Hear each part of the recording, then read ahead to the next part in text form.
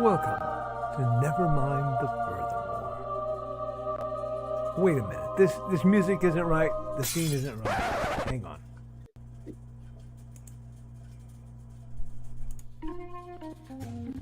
That's more like it. And now it's time for the show for all creatives.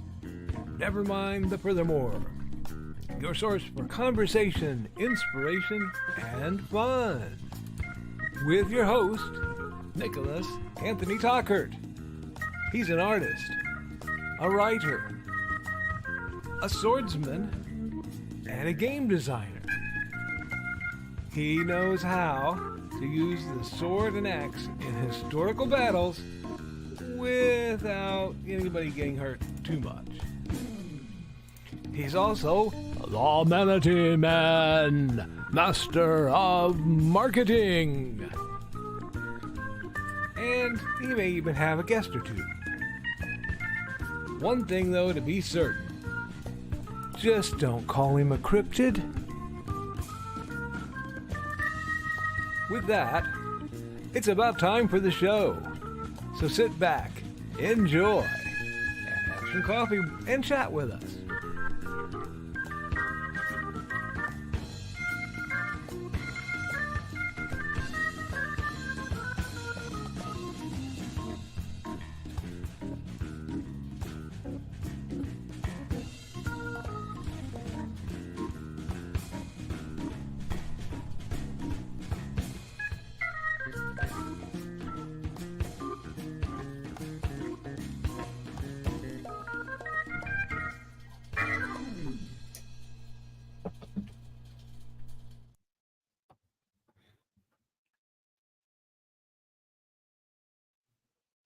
Good morning, Nevermornings. I'm your host with the most, Mr. Nicholas Anthony Tockert, coming at you over there with on WNTF. Nevermind the Furthermore. Nevermind the Furthermore is brought to you with the generous support of our good friends over at indiecd.org. Yes, the Independent Creators Directory, your one-stop shop for the best and the brightest authors, musicians, creatives, all set up to help you make the dreams you have come true. Are you looking for an editor, looking for a proofreader, looking for someone to help you fix your covers? IndieCD is the place to go. Think of it as a yellow pages for independent creators where you don't have to worry about being bombarded by ads. And you can join their number for as low as $40 for a single lifetime fee. So friends, look them up. We're also, of course, made possible by sales of my books. Let's do that. The Simple Sword, the Fighting Axe, and the Simple Spear. All part of my ongoing series of Western martial arts manuals designed to help you learn to be the main character in your life by wielding the secrets of the blade in plain, simple English using stick figures as means of definition. You may note that my voice is a little low today. I'm fighting something of a sore throat, and I'm not going to blow it out because I have a long show today. Those in the know that Wednesdays are my art stream days, so at any point I may be dropping right into that. I've also been doing a lot of work in the background that, well, you can't see. It matters the world to me. So I'm looking forward to the progress that's being made there. My current accountability with Haints and Hellfire 2, because as soon as I said I was going to take time off of it, I got a little bit of time to work on it, is... One moment, please.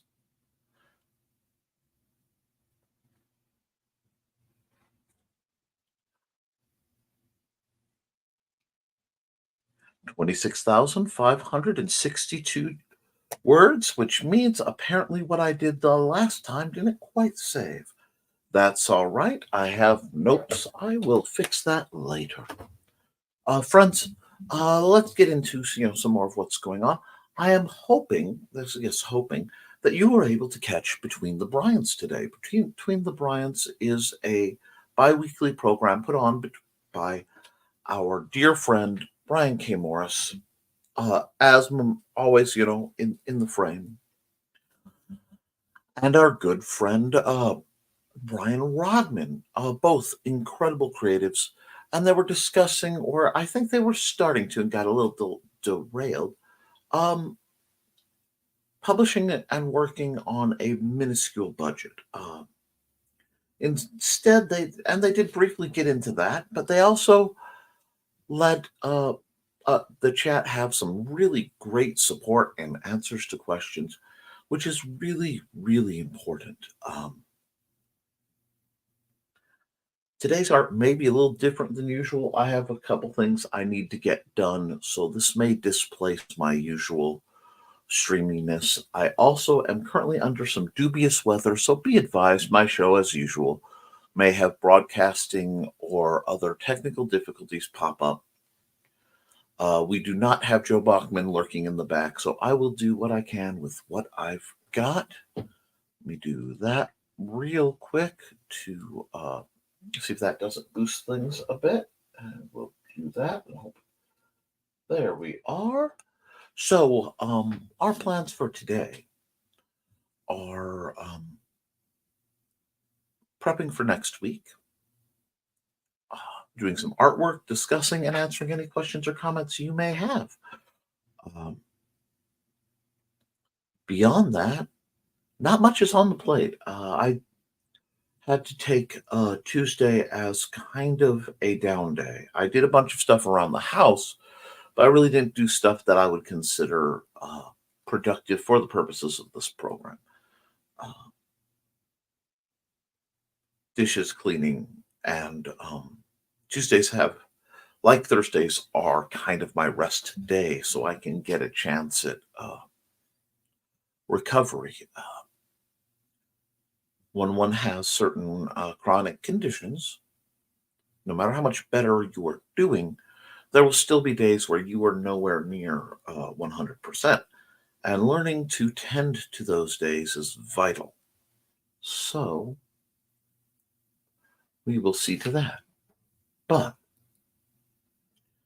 I am going to hit I think I'm going to do, dear friends, instead of doing a prattling, weaving monologue, I think I will be just dropping Joe's ad and then getting right into the chat so that I can try to catch up and get into the artwork, because I have a very specific kind of piece forming in mind. And while that's there, I will see if I can make that happen. We'll see. So with that, we're kind of, and again, pardon my voice, it's a little higher than I usually let it run, but that's okay. I think a little bit of chill voice might be good this very wet Wednesday, and hopefully we can help you get over the hump day hump and get right back into where you belong, doing what you love. Because, friends, if you don't love it, it ain't worth doing. So I will see you back here in about a minute at 11, and we'll talk whatever's on your mind. See you in a minute.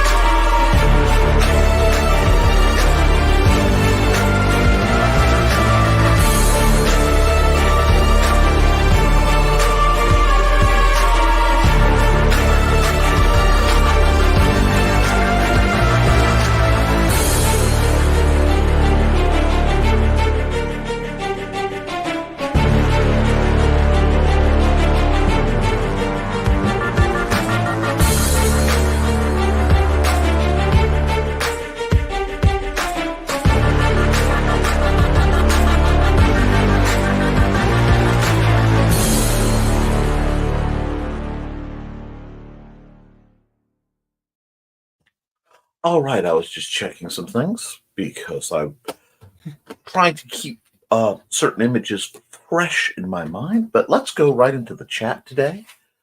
as I have a substantial chat going on, and we'll see and discuss your whatever's on your mind. First through the door at 9:30 was our good friend Alec at Alec's Creations. Good morning, Alec, and hugs for Alec from Donna. Hey, Donna.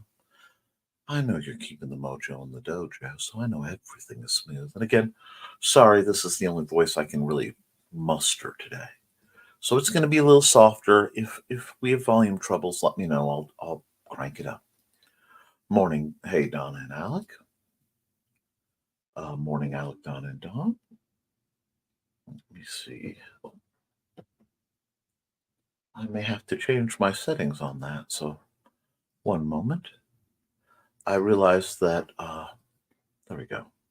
You won't be able to see quite as much when I get to art stream time, but if I have the window on, you'll see the comments that are coming up, and some of them aren't for public consumption. Sorry about that. A little bit of technical difficulty. And we've got greetings for Donna, and Dawn is like, here comes the dawn. Shooby-dooby. Dawn is, of course, the mastermind behind her little Facebook group talking about her cats, also known as Dawn's Fashionable Felines, whom we all love in the door. Buddy and Georgette. Some madcap adventures are very entertaining. Please look that up on Facebook. Dawn, put your link in the chat. And did Thesis come in as well? Yes, Thesis did. Good morning, Thesis. You said morning to everybody. And we've got Carl Witzman, the madman mind behind the Mad Gasper of Mattoon County, as well as possibly something involving a flogger if he enjoyed the snarky remarks I made on an earlier program. And we've got greetings, and we've got greetings. Remember, tonight is the Scanning is Muncie, which is Dawn's show currently featuring Carl Witzman. Should the universe allow me, I will be in the background running transitions best I can and trying not to curse. Hey, Carl. And Dawn's greeting everyone. Everyone's greeting on. And Dan and Josh have already left comments on tonight's show. That's part of why I've started delaying my my uploading of shows, because when I do, it becomes very difficult to ensure that I will see all your comments, which is why we've gone to this format of slightly delaying the setup. It's proving necessary to keep StreamYard from being too cranky with Facebook or vice versa. And Dawn noticed them on Monday. It happens. And will Dawn make her goal? What is Carl doing on Donna's account? Why is Carl out scanning Muncies at 5 a.m. today? Find out tonight. No pressure. Dawn, there is no pressure. You were divine. You'll do splendidly tonight. I getting ahead of things just a bit. I was watching a program put out by a truly intriguing woman by the name of Anna Akana, who's had some very interesting, very public mental health journeys. And she was talking in part of a recent video about the importance of converting anxiety to excitement, which is an interesting policy to try. You should be excited. You should be proud. You're doing well. And Carl is laughing maniacally as he does. I just woke up and already there's chaos. Indeed, Alec. So normal Wednesday, whenever possible, friends. Yep.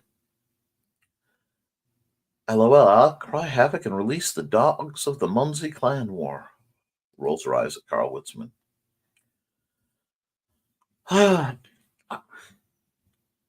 Dawn says coffee, nuts, meds, and a coffee cake.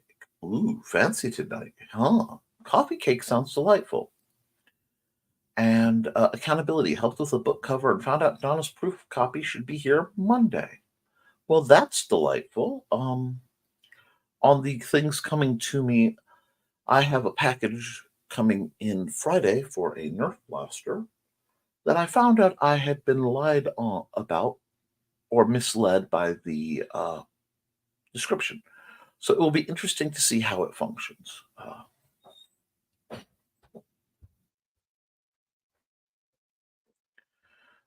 And coffee cake, yum.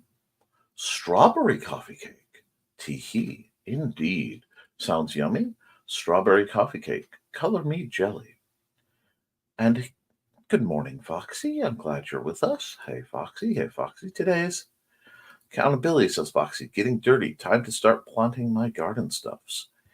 I thank you for the reminder. If the weather breaks, I may have to go out and do some of such myself. Awesome, Foxy. Made a whole $4 yesterday because Trey bought one of my tea house shirts. Hey, don't ever bash the $4. Don't bash. I have had some difficulty setting up my merch, so you're ahead of me, Thesis. I'm doing tomatoes and a variety of flour packets. That's delightful, Foxy. I hope it comes in well. Accountability, says Dawn. Take it semi-easy so I have the energy and brain power to deal with Carl tonight. I'm hoping that you find that it's not that much of a drain on you, Dawn. I mean, if your programming is becoming hard and unmanageable, we can work things out. It shouldn't be something you dread that much. And Thesis does hear that, folks. We must go off the rails tonight. Otherwise, Joe will be upset with all of us. That's a terrifying thought. Warning loud noise. Incoming. Not today, but I understand how you got there. And you will need your energy, Dawn. Here we go. Don't forget to like and share, folks. Please do. Butterscotch cookies are good. I do like butterscotch cookies. And sounds good, Alec. And good morning. Good morning, Trelena. I hope you've had a wonderful evening. I know you had to work midnights, and I hope that's stabilized for a while because you really shouldn't have to do that. Hey, Trey. Morning, Trey. Hey, Trey. Everyone's glad to see Trey. And you know what? It's been a while since I've run this. Let's talk about what Trey does. Or in better spent, let her talk about what Trey does. Be back in less than a minute, friends.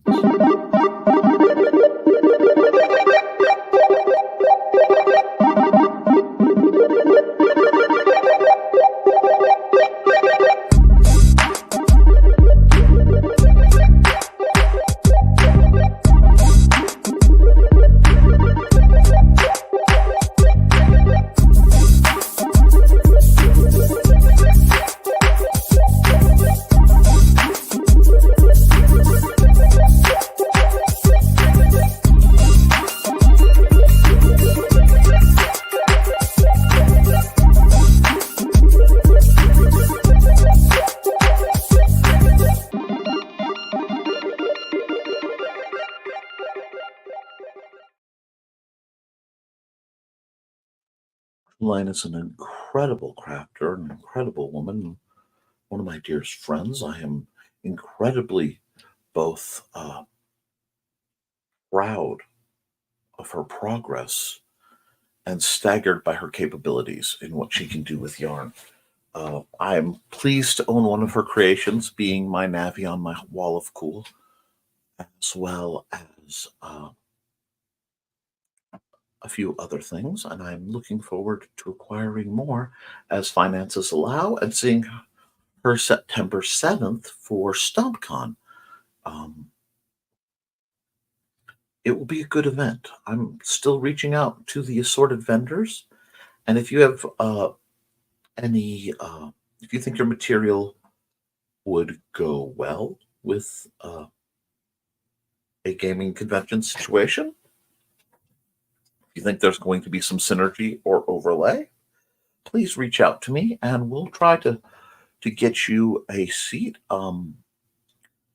There is going to be right now we have one pretty much guaranteed demoer, that being from When Worlds Collide, Taylor Furlow, and possibly Steve Jackson, not to be confused with Steve Jackson of Steve Jackson's Games.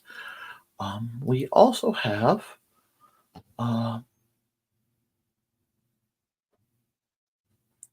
We're working on lining up.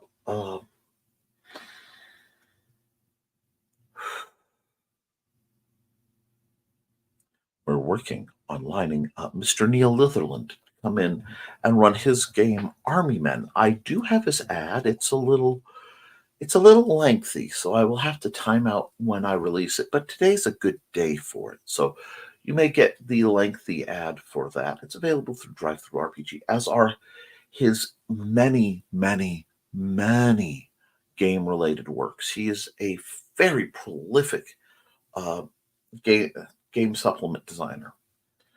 I need to do some more things myself, but we will see. So, and we've got Donna. Everyone's greeting Trey, and I'm getting a greeting. Hello, Donna. I hope you're doing well. And nice outfit. Thank you. Well, I have my mixed feelings on WotC. I have a long history with Dungeons and Dragons as well as other RPGs, and this is a shirt that was an acquisition of mine, and I quite like it, despite given the fact that it's about 2 sizes smaller than what I've been able to wear. It does reflect some of the progress, and of course a Hawaiian shirt, because branding is a thing. Much colorful. When the world is gray, we have to be the color we don't see. And Trey says, we've got a smooth jazz station, DJ Nick, today. Yes, we do. Nothing wrong with that, other than I might doze off. If you do, you need the sleep, dear, and that's okay. Oh, I hope you're feeling okay for tonight. If not, please take care of yourself. I will. If I am capable, it should not take a lot out of me to simply run the scenes and hit the ads when you ask for them and things like that. It's no major issue. I like smooth jazz, Nick. I do too, in a certain way. It's a sort of power saving mode, I think. Like I said, sometimes it takes more juice to be me than other times, and given everything that's coming up, it isn't always the easiest this time of year, with both the physical effects of the tremendous temperature and pressure swings, as well as the associations, which we may talk about. Hey, Trey, I heard you were done with Night Frogger. My last ducking autocorrect made you a flogger. Sounds like a spicy superhero villain. The Night Flogger. We had talked about such things, and I'm hoping that actually comes to fruition, because I do love the idea of Carl playing more in his Mad Gasser universe. I think it's good for him. Foxy says, my hummingbird is sitting in a tree staring in the window at me. Well, that's delightful. And speaking of lurking and staring, it says, Jarl Joe Bachman, good morning, Joe. Not lurking in the back of the studio, but always lurking. That's good to know. I take comfort in that. Remember, if you're in the woods, you're never alone. There's always the trees. Hey, old chap. Hey, Grey Wolf. Hope you're having a good one. Hey, Joe. Hey, Grey Wolf. We got lots of greetings. We're glad to see Grey Wolf. Hope you're doing well. Lunch date with my bestie today. Oh, it sounds like you've got something to look forward to, Donna. And I apologize for the dubious broadcast quality coming through. I'm watching my my little ticker tell me that my internet is weaving, but we'll see. Hey, Gray. Hey, Wet. Hey, Joe. My babies. Yep. You're truly hypersonic sometimes, Dawn, and Facebook.com/Georgette and Buddy. I wanted to get the link out there so the Muncie folks could plan to attend. Wonderful. Good job, too, Dawn. Got to get those folks ready to watch. Link for the show, not for the kids page. LOL. Understood. And Grey Wolf is greeting people, and Alec is headed to the library. Be safe and keep working. Keep at it. Talk to you all soon. Speaking of the library, and I don't know if Alec is here or not, but I can, we can make sure he's informed later. I have finalized this year's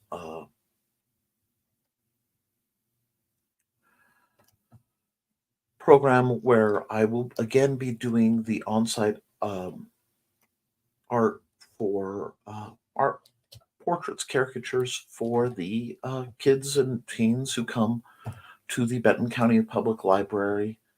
We're looking at, it's supposed to be 12 to 4, but I'll probably be doing it 12 to 5, being closing. Let me check my happy little calendar here. Tuesday the 4th. So that's about 3 weeks away. So keep that in mind. I scheduled it so it will not interfere with my broadcast schedule. You are welcome. And it should be a good time. I will try to pace myself and not completely ruin my hand. I tend to overdo it.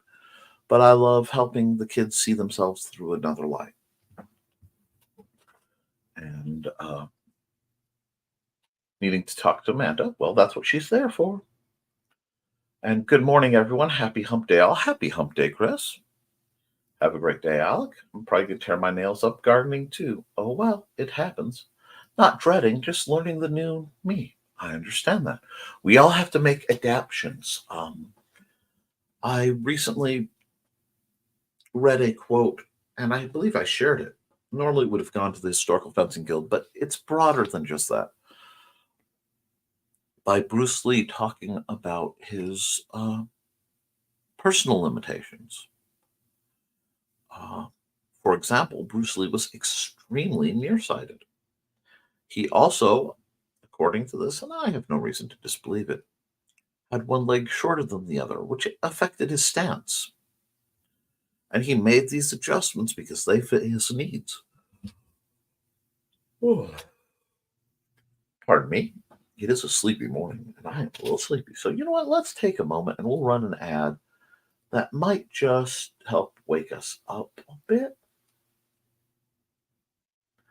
Let's see.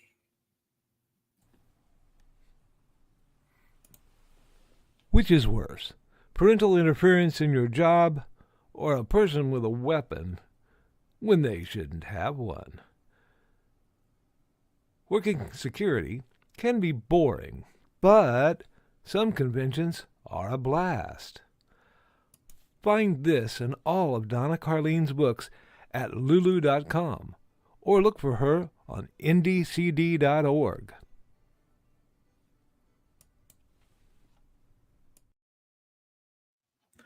Yeah, Don and Carl worked together to make some truly amazing works, and it's very impressive, and they deserve all the support in the world because they're good people. I also want to remind you guys that the second book in Kelly Carlisle's Sasha Kelly Austin's series about Bishop Kincaid from the Paranormal Case Files of Bishop Kincaid is Werewolves of London, I believe. If it's not out, it's nearing completion. I'm very excited about that. Bishop Kincaid was a wonderful universe. Thank you, sir. My producer just brought me my cup. So how am I your producer? It's an expression, buddy. Don't worry about it. And let's see.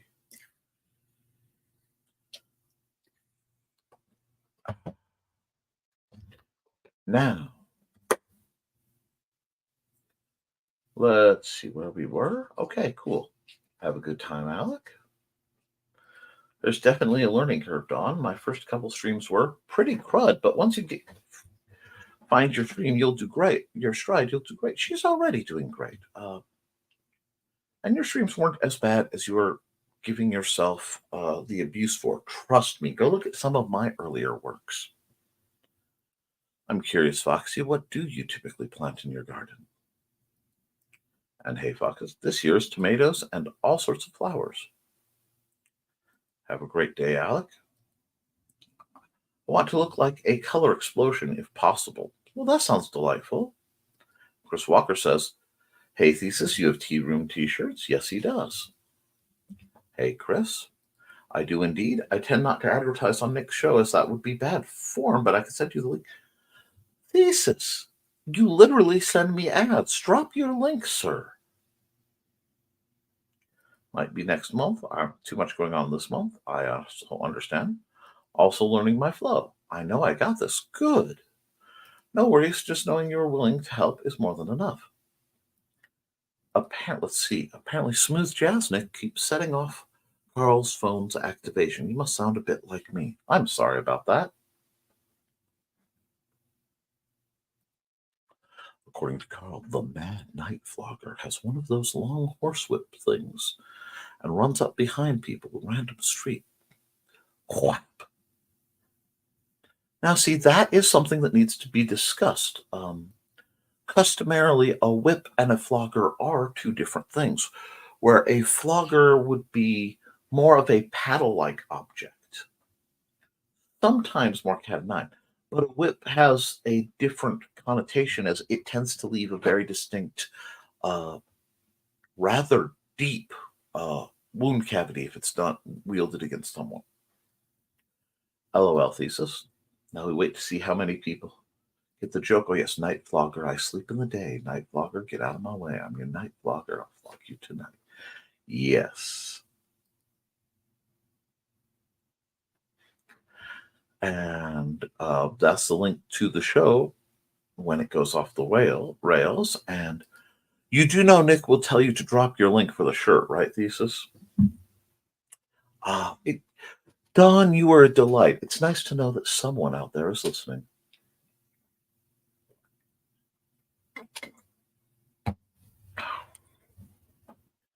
Carl, sounds like you might have a new book to write, says Chris. And Carl responds, at least a short story. Darn these people.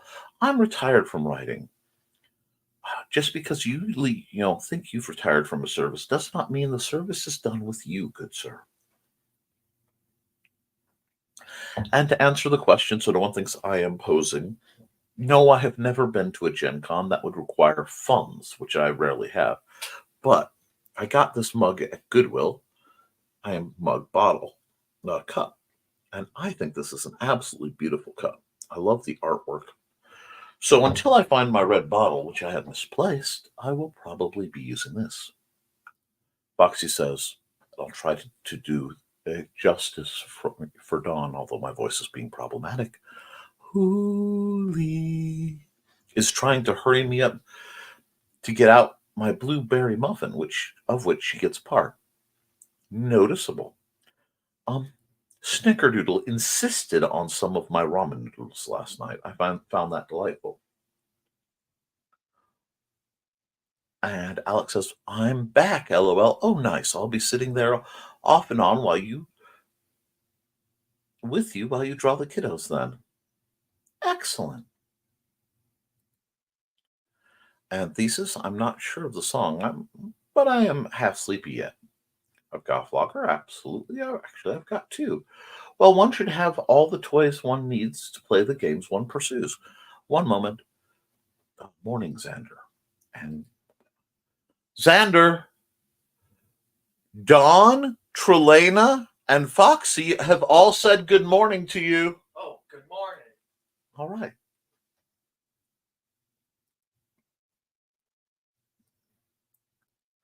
And Chris Walker and Thesis say good morning. Or hi, actually. Oh, he's out of sight right now. Hello, yeah, Carl, but some ideas, especially those that come out of the blue, are too good to ignore. That's what gets me. And greetings for Xander. And oops, squee for Chris. We understand. Told you so, Thesis. He told you to drop the link, LOL. Bonfire.com/tea house shirt. Here we go. Anyone who wants one can get one. Excellent. And no, his flogger has a square patch on the end to spread it out. I see. My thought is, I bet a flogger could leave a QR code in, in the print behind it if it were crafted and wielded with serious skill. That could be funny. Perhaps the gentleman is an insane Muncie person and he is putting QR codes on people as he runs by.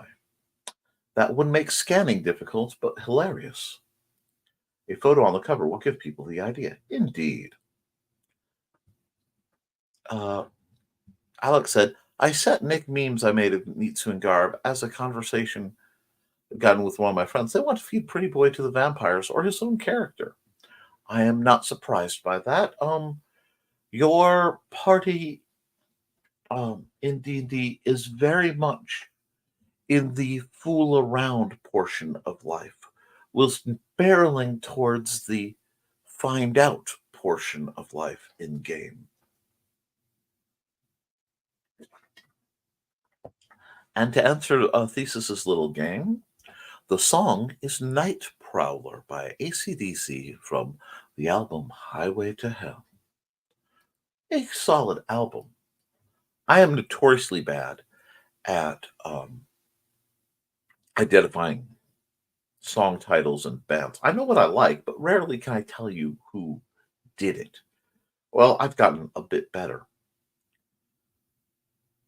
And Lamau, that was so funny. I was teaching a female friend how to Muncie, and we were on the park bench.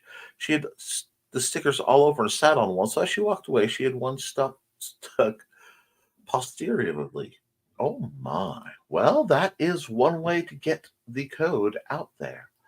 Let's run another commercial, and I think it will actually be a fairly lengthy one, and I will transition to because this is going to be a 2-minute commercial. I know it's a long one. And I will transition to the art stream. That way I have plenty of time to do it. Army Men is a tabletop RPG set in a world of living plastic. Players take on the roles of soldiers within one of the nations of the Plastos Federation, forming a squad that will be deployed to scout the wilds, defend civilian populations, and go in guns blazing against the dangers of the setting. Players choose their character's resin from one of the classic variants, green, gray, red, tan, or blue, and then select one of the game's unique classes like Medic, Grunt, Scout, Tactician, or even Ordnance. With nearly 24 unique starting backgrounds as well as the exploit system that allows players to truly customize their character's abilities, Army Men provides plenty of fodder for your troopers. Players aren't the only ones getting fresh toys to play with either. Game Masters receive unique tools for creating challenges and setting difficulty, both through expanded tactical rules to provide more battlefield flexibility, but also by eliminating a lot of the bookkeeping you find in traditional RPGs. There's no experience points to track, for example, as players level up after completing a certain number of missions. There's also no gold to track or expenses to follow. Players requisition the gear they need for their missions before deployment, allowing everyone's loadout to be tailored to what they're expecting to encounter. Lastly, players and game masters alike are given a fresh, unusual setting to explore. The nations of the Acetal Alliance, United Polymeria, the Styric Republic, and Acrylica have united against the threat of the Vespoids, huge insectoid creatures that pose a risk to every resinous person in the world if they are not stopped. Even though these nations share a common enemy, though, many of them have bad blood and histories that go back for centuries. So while some missions may go out into the trenches, others may take place in shadowy backrooms and dark alleys frequented by spies or undercover agents. If you're looking for an RPG that will be unlike anything else you've played before, and which is simple enough for new players while providing plenty of fresh challenge for experienced ones, then back Army Men today.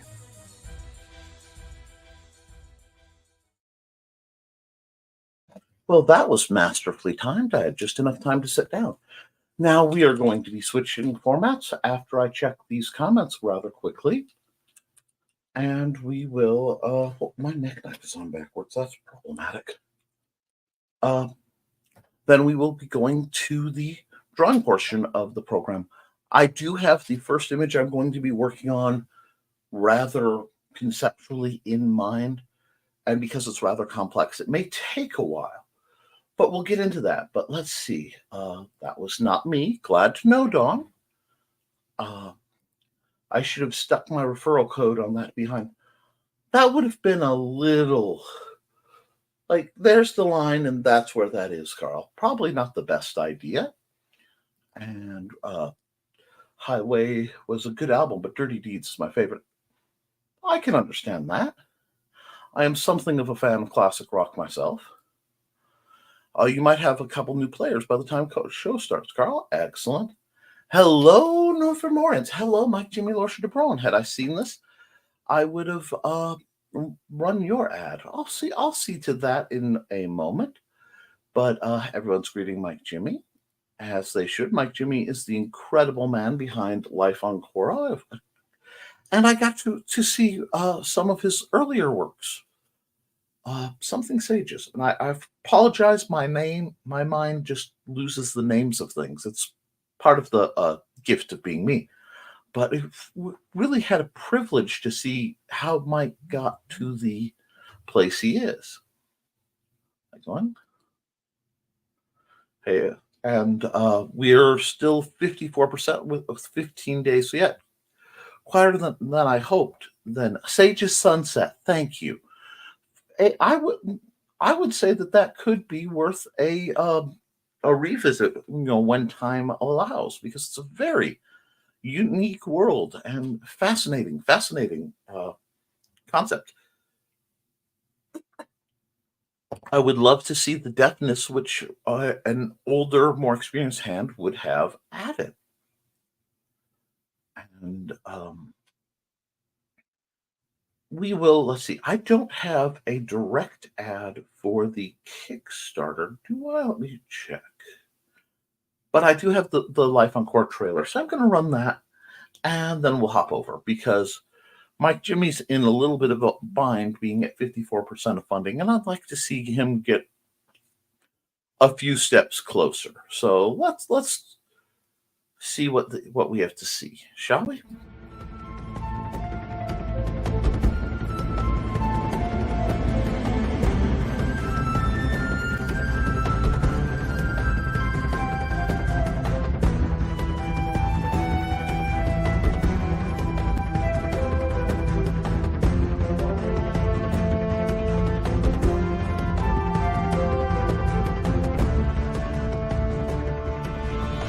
What up, lovelies? This is Mike Jimmy, CEO of Ferguson and the creator of Life on Quora, now back with our 7th issue in the series, The Bond. Life on Quora is a series of one-shots, building a world one story at a time. A couple of years ago, I imagined a world, and I told a couple of writers to go have fun in my sandbox. And so they did. Each adventure is unique and adds just a bit more to make this world feel more and more alive. They can be read separately and all contain a complete story. In our upcoming release, you follow Sevier and Avil on their journey into maturity and find out if their friendship breaks down in rage or whether their bond is stronger than bad emotions. Now on Kickstarter and Fund My Comic. See Mike Jimmy succeed in that project, because it's a great book, great project as usual. But let's hop over to this. Let's start something new, shall we? Now you'll notice this is not my usual. Oh, you can't see that. 1 second. The person who's messaging me has stopped, so I should be able to do this.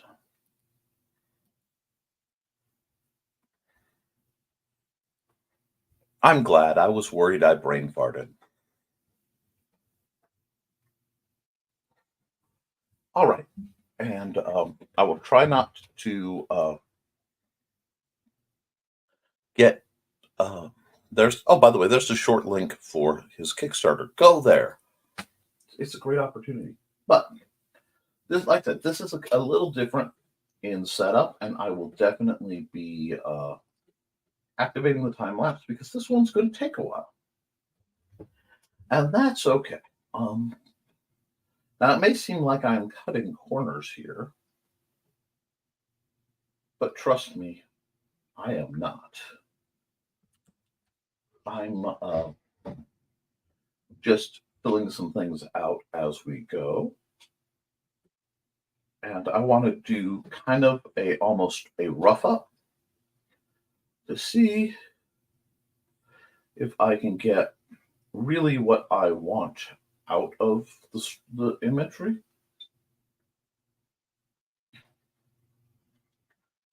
Because for now, it's going to look very, very sketchy. It's going to be worse because I seem to be working in negative. But don't lose faith.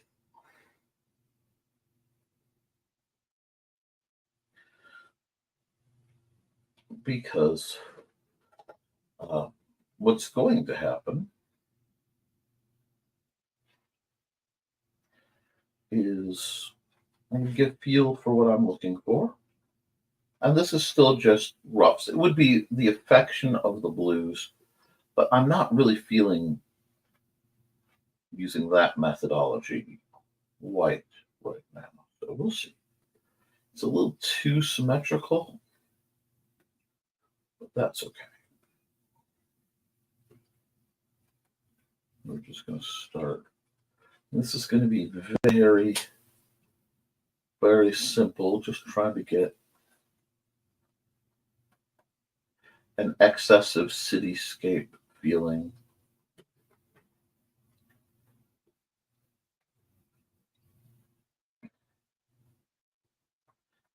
So we're just blocking in these rectangles. And watching a pair of cute finches nom some bugs. Cute little things. Using their tools as they're meant to be. Is that true? Looks like a skyline. That's what it is.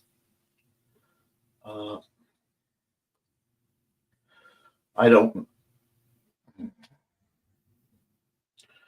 This is one I'm going to be fidgeting with a bit because I need to do some things. Yes, I definitely need to do some things. Nope. Hi there. But we're going to just kind of rough in the skyline. Now, I like the general layout. I'm probably going to completely redo it, but that's fine because this is definitely going to be essentially a sketch. Yeah, that's the wrong color for what I need. That is. Is this a camera or flashlight or red laser pointer or scope or anything? All right, Xander, to answer your question, that is a Nerf-mounted camera. I don't know if it works yet. I have to find a data card for it. And we will hook it up. And we might be able to have gun cam views of our Nerf wars. Kind of like the airsoft videos we watch. Okay, bud? And I realized I didn't turn on anything like music, but that's okay. I will do that in just a moment. I don't want to lose my rough. Yeah.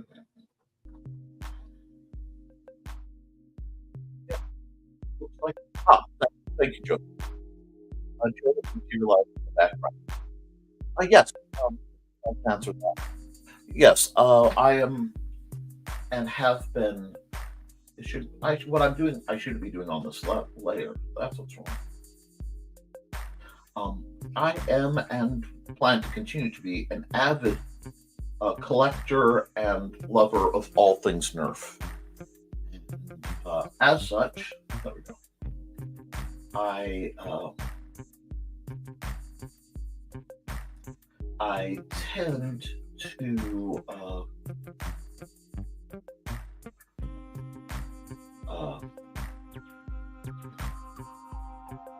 I tend to collect the things I find at Goodwill, and then some of them end up getting donated to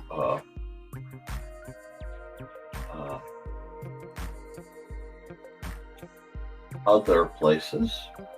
But yeah, I'll come back here.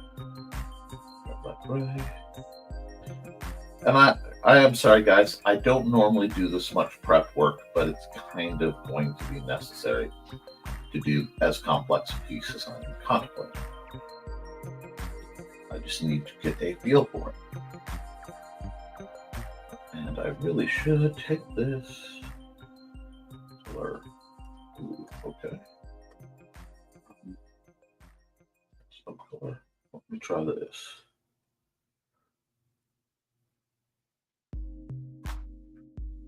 Not quite the color I need. What I'm doing is just roughing all the colors. Okay, there we go. Into something I can work with. So now I'm hiding my overlay layer, and I am adding a normal layer to this because this is just a reference. So actually, I will cheat and actually put it under. Set this level to multiply.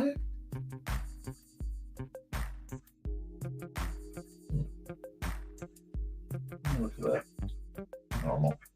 Okay, guess what? We will set this level to multiply then. There we go. I knew there was a trick to it. And I'm going to start grabbing light grays at a very large pen. Actually, do I want my heavy brush? No, I'm going to stick to my pen.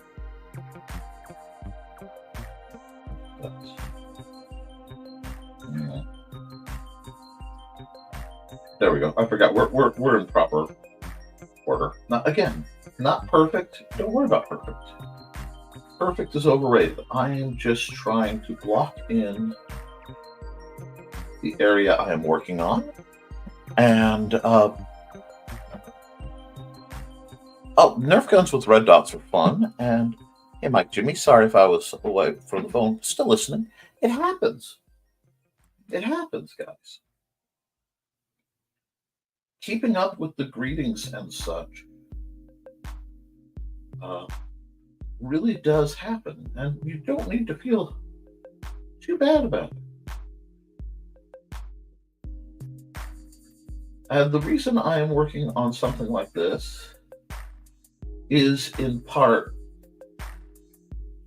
I am a product of early anime, 1970s even, but definitely into the 80s. Thank you. Perfect. If it were perfect, it would be an architectural drawing and not a style point. But I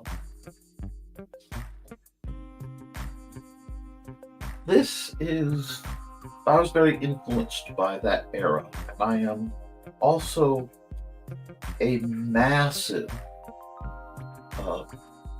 kind of cyberpunk and steampunk nut. So what happens is these forces sometimes come together in odd ways.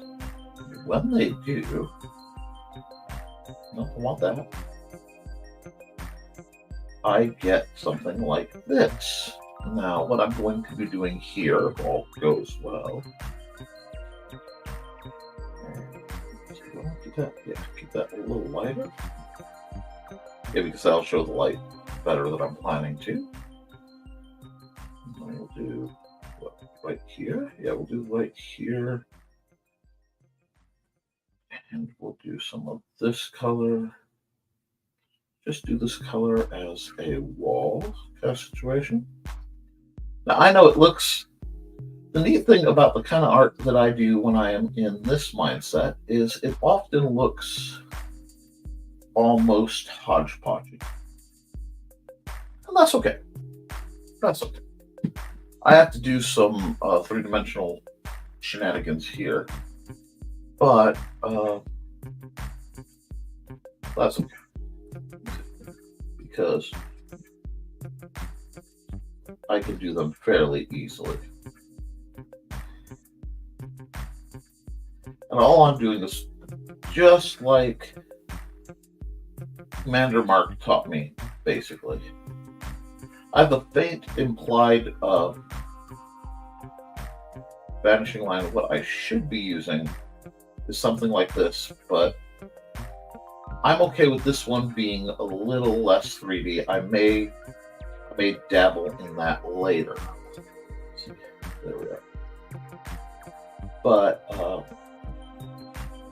the trick is rough, just guessing, because this is also the blues. I can be more precise about things later. I don't want to say the buildings aren't important, but this is, an image that is kind of haunting me, so I have to deal with it.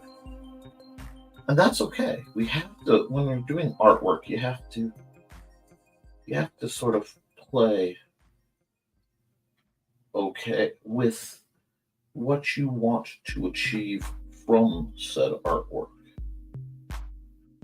And by doing that, you start to get a feel. I'm just on the blues. I don't need to be precise in any way, shape, or form.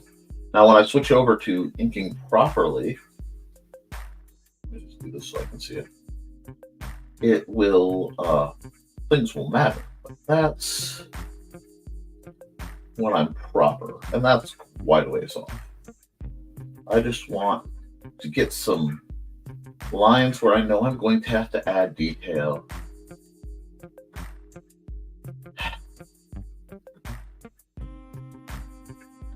I know it's going to need something up here.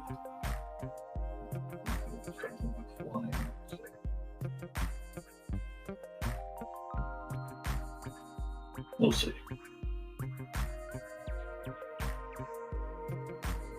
Just something. Yeah, that's a little too close. Undo. I love the undo button. That's the best part of digital art, is the undo button. I'll grab this.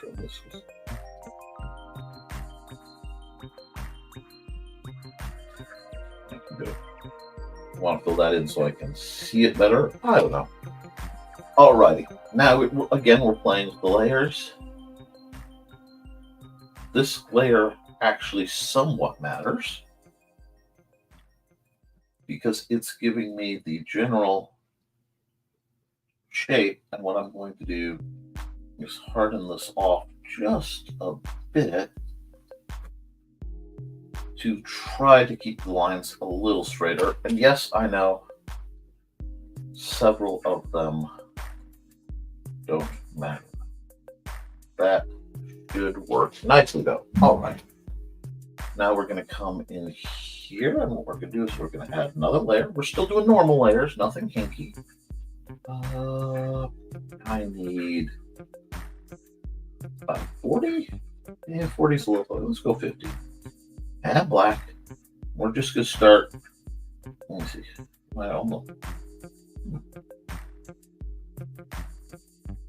Oh, helps to be on the right tool. Let's see. Yep.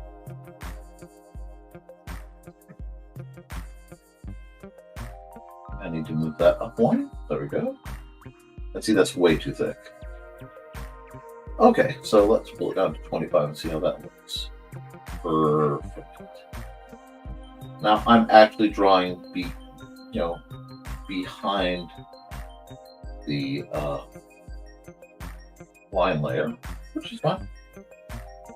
I think I could move it all the way to the top. There we go. Move it all the way to the top.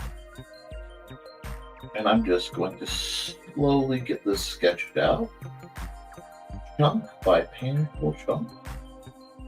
And this is because I would have drawn this by hand, but last night was what I would consider a very bad hand day.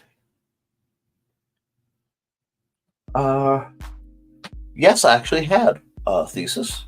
Thank you. And thank you for that heads up. I have a truly substantial Nerf gun collection. And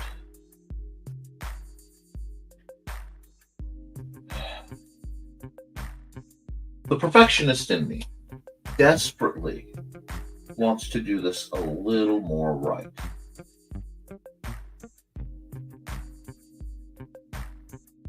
But this is also an image I may revisit later. because right now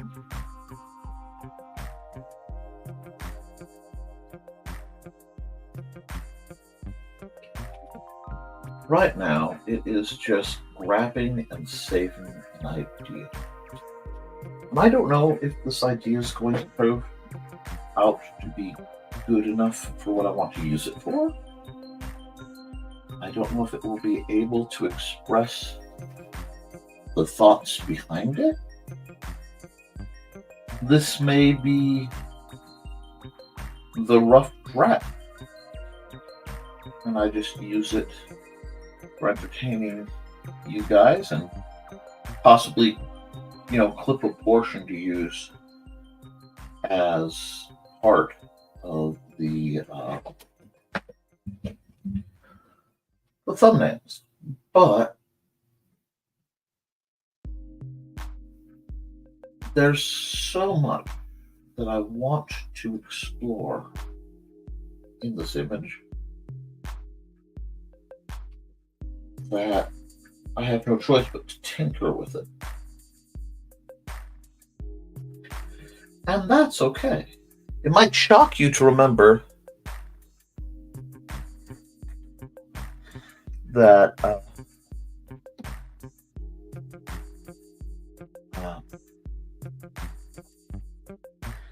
Nick, someday, but not today, could you explain the layer settings? I don't understand the multiply except what they do. Oh, I will gladly do that, and I will gladly do that today if I get this image done. If I get this image done, I will give the super quick and dirty version of layers. Now, there are a lot of layer functions that I don't know. I don't use probably 1/100th of what this program can do, but it does do everything I want it to do fairly well.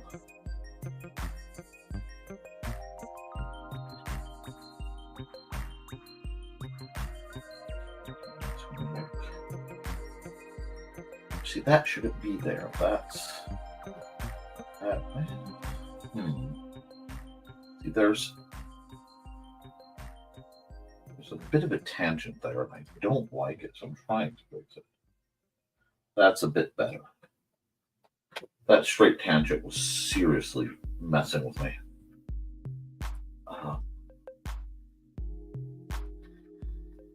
But yes, I see I made an error. That's okay. Go back. And we're just kind of working and getting things done. Oh, okay. You have to go to the feline.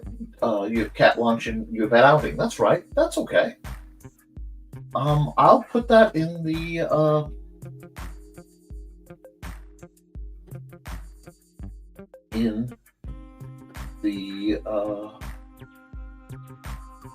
video, and we'll just see.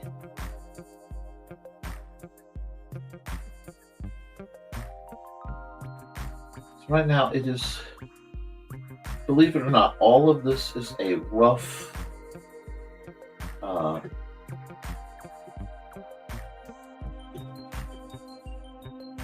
very rough sketch, trying to piece together the huge bulk of items that are running through my head at any given point, which can be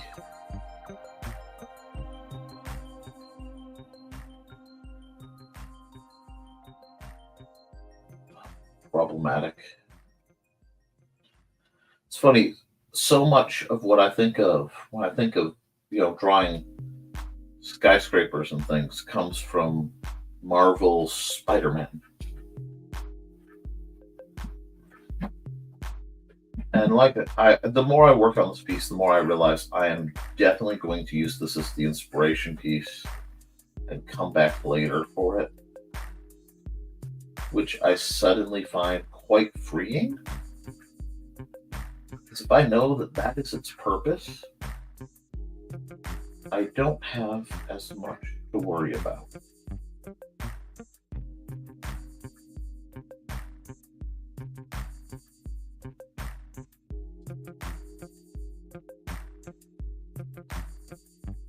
We'll just see.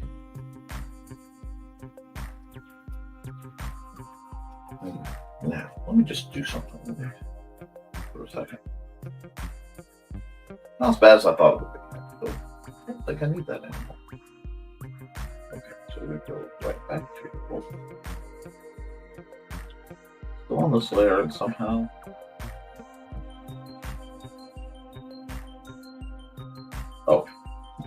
lost my Google.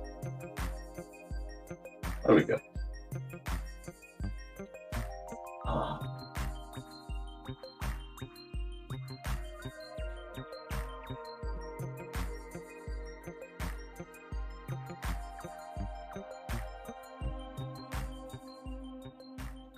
This is going to be a lot of playing with lights and functions and doodads to get what I want out of it. But that's okay. You have to have that sometimes. I'll fix that on the other layer, but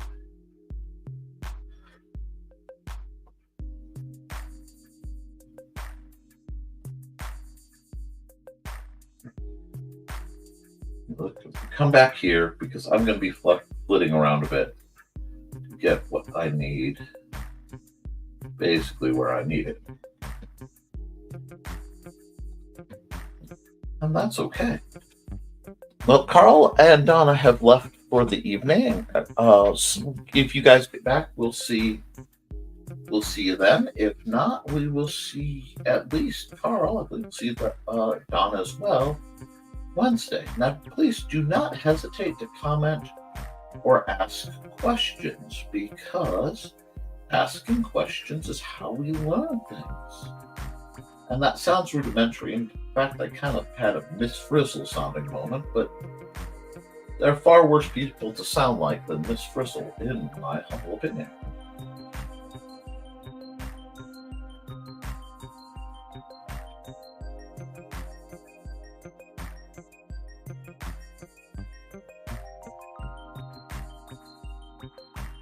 Over here.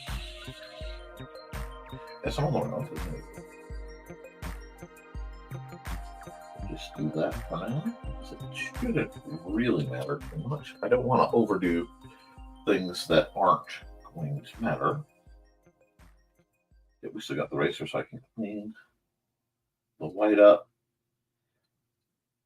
Again, this is all very, very loose. So now we're going to come over here.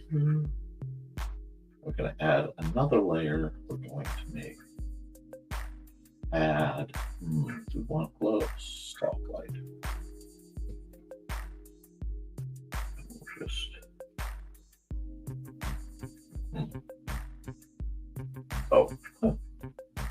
let's use the right brush. Actually, might want to use the airbrush. I want to have some control over this.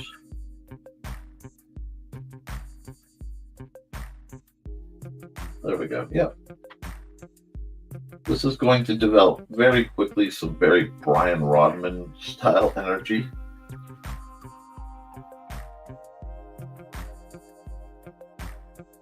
I am more than a little okay with that. Because it's going to let me do some neat things. I may have to play with what type of light this layer is, which wouldn't be the first time I've had to do that. By color. Let me see.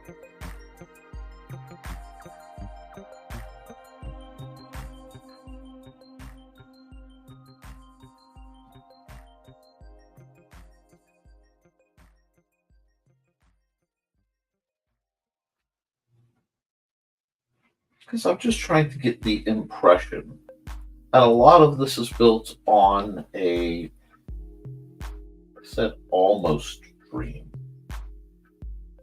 I don't know if that would make sense, but sometimes there's a place between waking and dreaming where your mind gives you answers, and that's where I was wandering.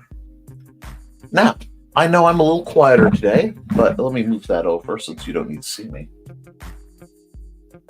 But we're going to just play with the different colors and just throw some different styles of light around to make sure that everything is okay.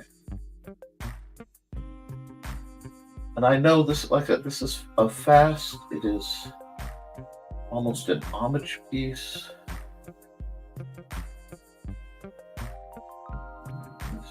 I might not.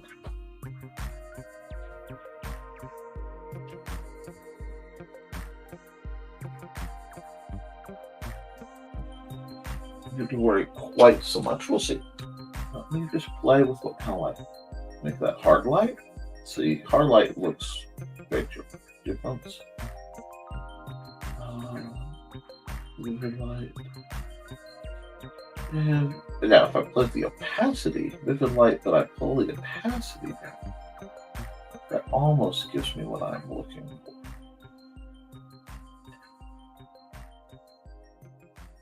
But if I go soft light and glow, oh, okay, there's the one. I want glow. That's the one I want. And see, that's the great thing about layers. You experiment with them, play with them, see what feels interesting, and see what they have to tell you. And the more you play with them, especially the more fearless you can be in your play.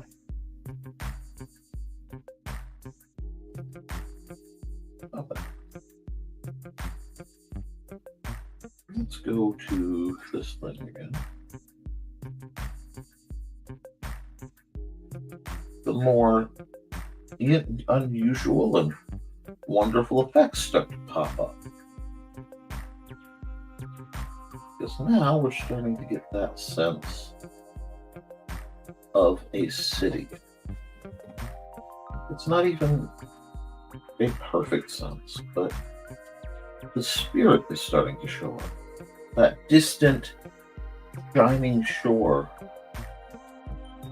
Okay, that's a different experience than what I would have expected. Okay.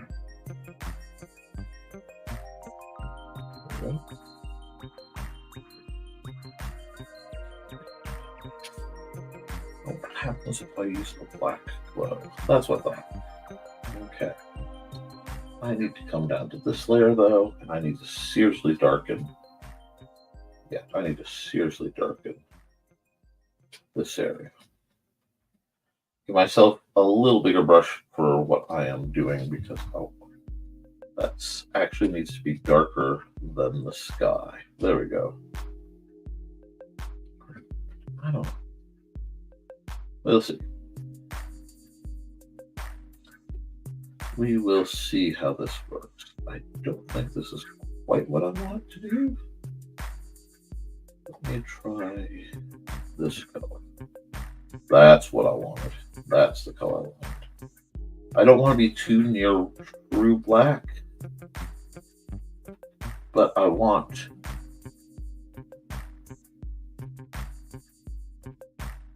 it to be understood that, like, the downtown is where all the light lives. And right, like I said, right now, this is just getting the idea down. Because detailed work like this, I'll be honest, I prefer to do in actual mechanical pencil with my mechanical tools if I have any,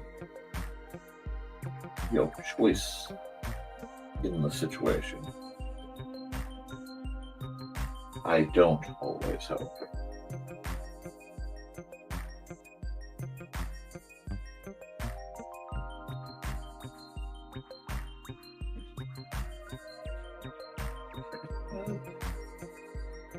That's probably good enough for... No, it's not.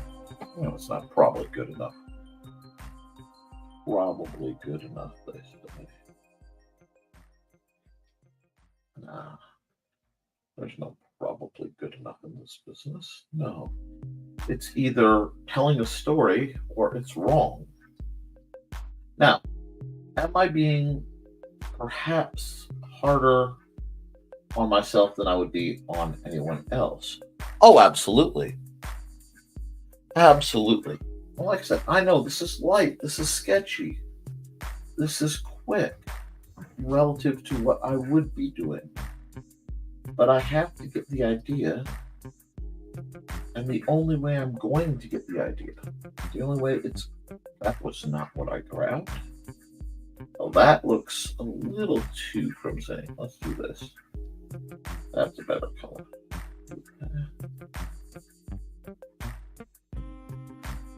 Full building red.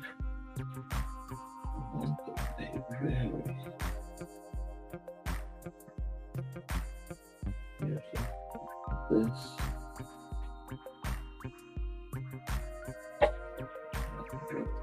Here.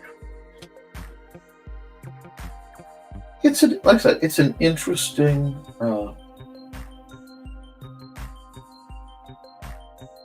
blend of colors. It's about trying to find what I want it to say. It probably won't be quote unquote right for quite some time, but we're still going to work on it because it's about the idea. Man.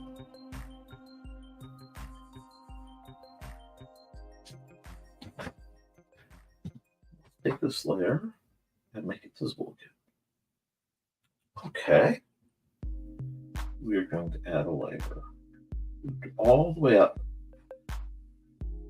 in black. Let me zoom out. And like I said, I know this one is taking some time. But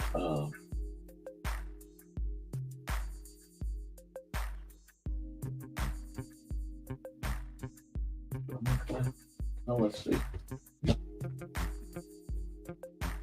Yes. Very much. Because this is where the real work is going to be. Let's do that. Go here.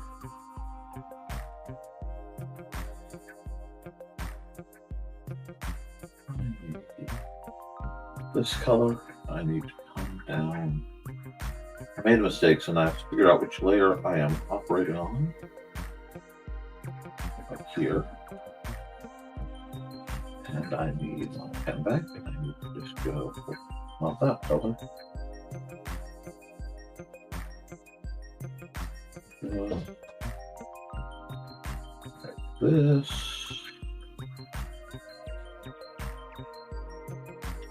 Now, do I have a brush that I could use to absolutely layer the heck out of all of this? Yep. Yep, I do. Am I going to use that brush? I am not. It's like I said, the purpose of this picture isn't to depict perfectly. The purpose of this picture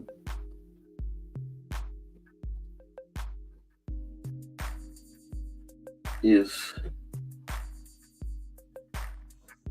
to lay down a set of images that were in my head and were thus problematic. The idea being, once they're done, they'll be out of my head.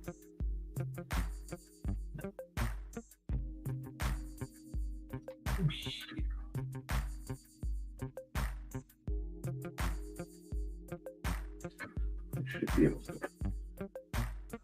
And let's start 100.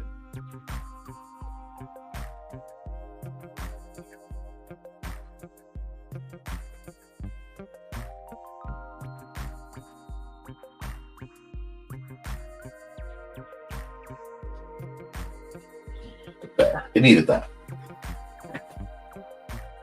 Okay, now we can go on the layer I'm working on. And I can work on it in peace.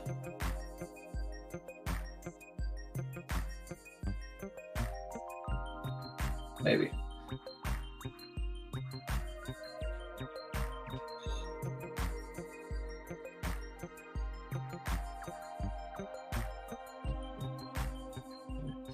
There. There. Yep. Now we're getting somewhere interesting.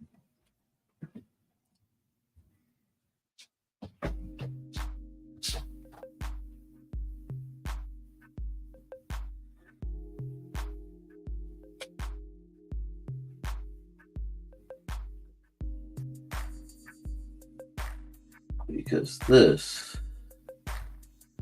where we start to see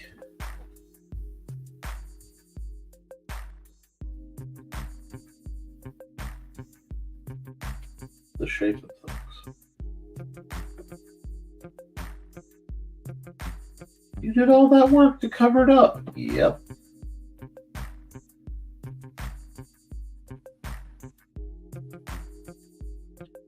It's not perfect. Nope.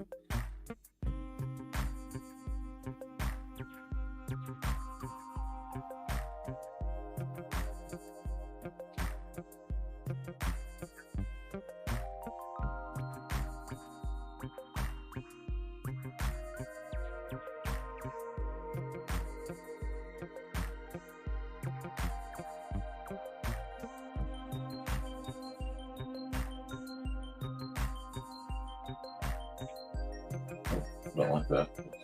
But I have a bit of tangent. See, a tangent is when it lines up too well with the lines behind it.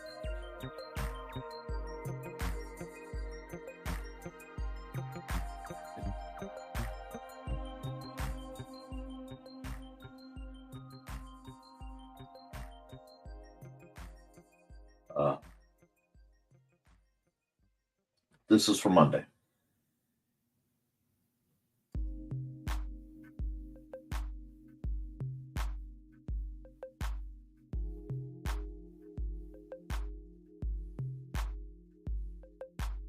Don't think I like it. Don't like that at all. But that's okay.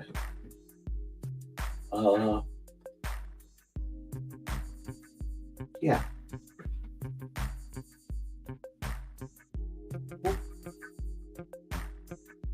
Well, I can see. Let's just see. Wait, now, you know what? I think I do have a pen for this. Let me look. Effect. I should have a bunch of pens for this, actually.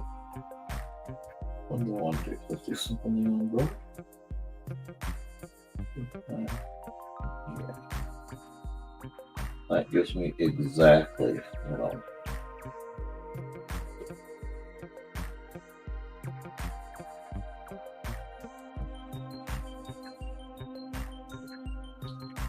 Sorry if I'm being quiet, guys. Sometimes I get working. It's Nicktacular. Well, thank you. Glad you're enjoying it.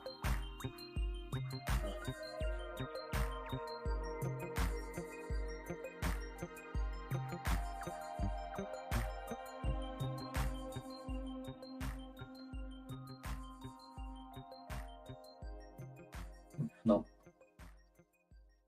Right idea, long diameter.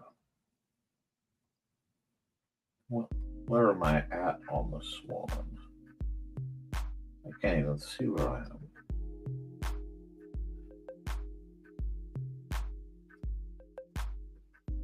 Let's see what 20 looks like. Yep, 20. Okay, undo that. So 60 should be much better. Now this is the part where I get to remember, hey Nick, you're allowed to zoom in.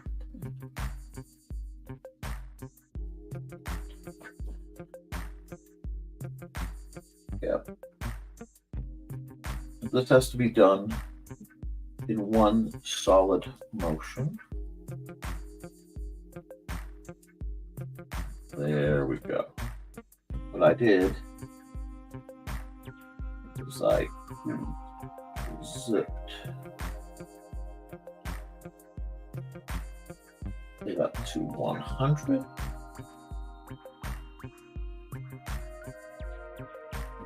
Now we're getting somewhere, friends.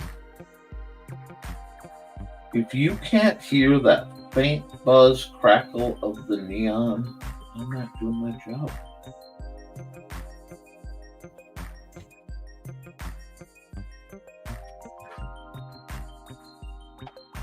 Now I want to take the same tone.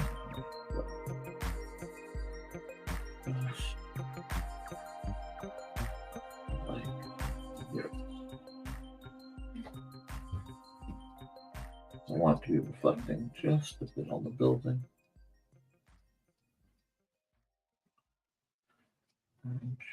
I'm the brush does some of the work for me, but I really want to add a bit more to it.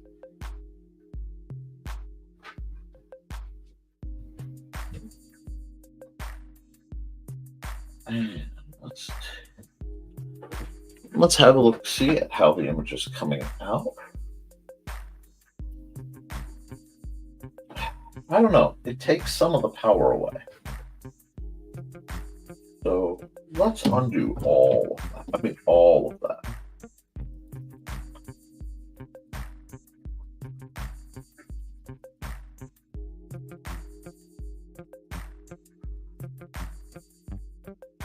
I figured out how to get the neon right. Forgot I had the brush to do it.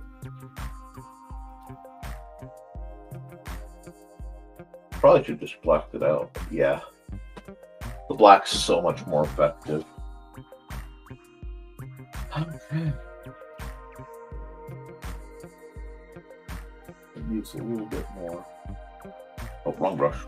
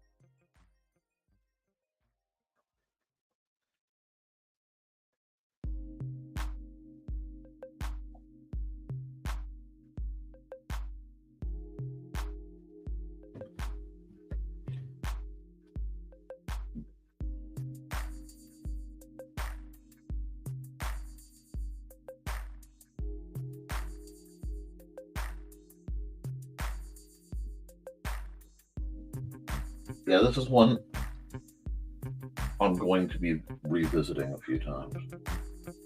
I think to get right.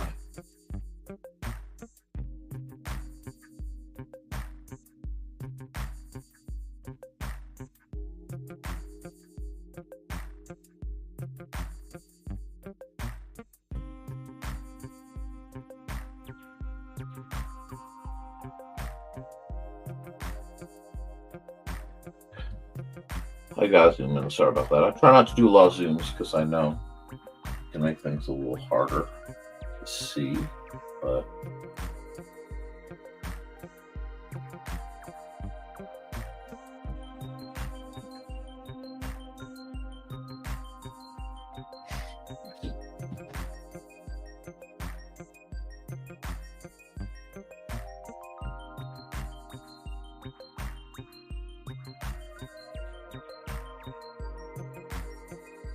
I'm trying to teach myself to draw from the chest out.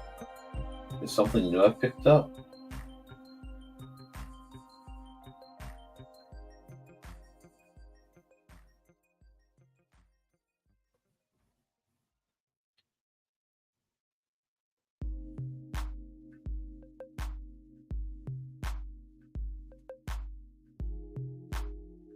But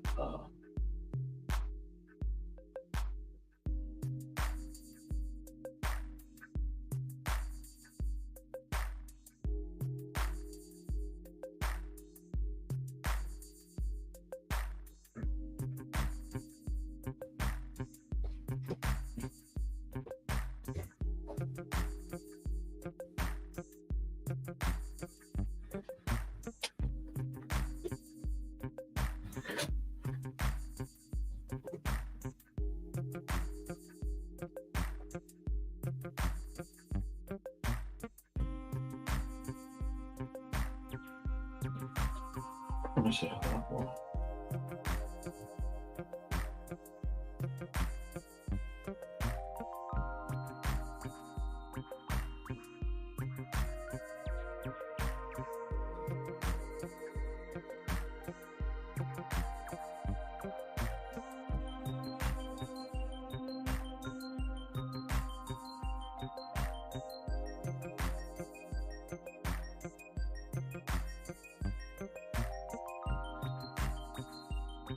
Do that last one because the angle's off.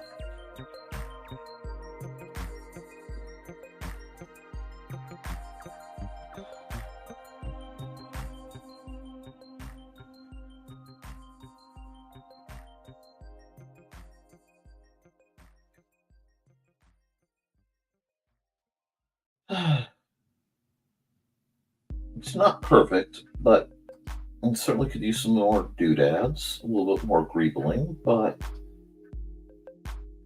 it is getting the feeling for us. And that does indeed matter.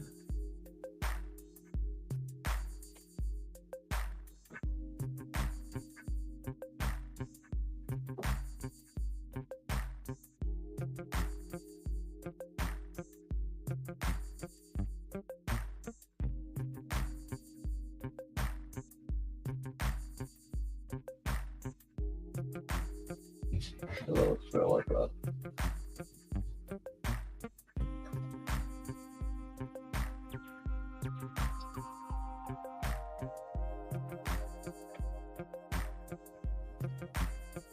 We're just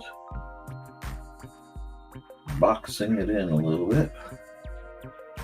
I know, like I said, I know this is a little off what I normally do, but it fit the mood. And it helps.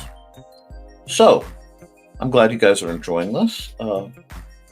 Seems like I'm still streaming, so I guess I'm going to take a break, though.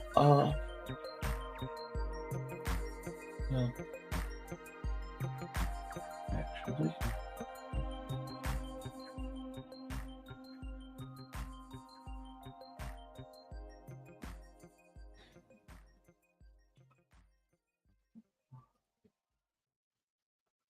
I know I have to work on this some more, but I want to sign it so it's saved in my mind. I'd save it. And, like I said, this one will probably get a redo because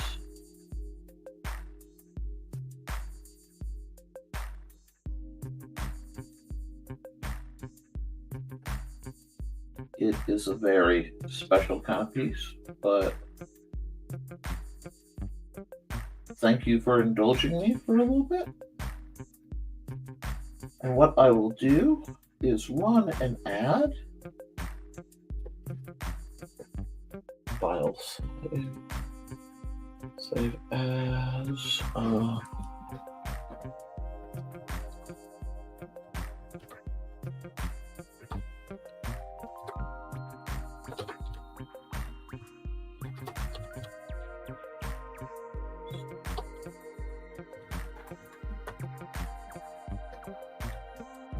Lights out club semicolon. It should be saved now. Let me put this away. Let me look at it. Yeah, I'm going to completely redo this. And you guys will get to see it redone, but I needed to get the idea down. So I had to kind of focus, which I know is a little bit much. But it's saved. The video for it is saved. So what I will do is I will say new. We will go back to my YT thumbnail, do that, file, so that you see the record time lapses come up.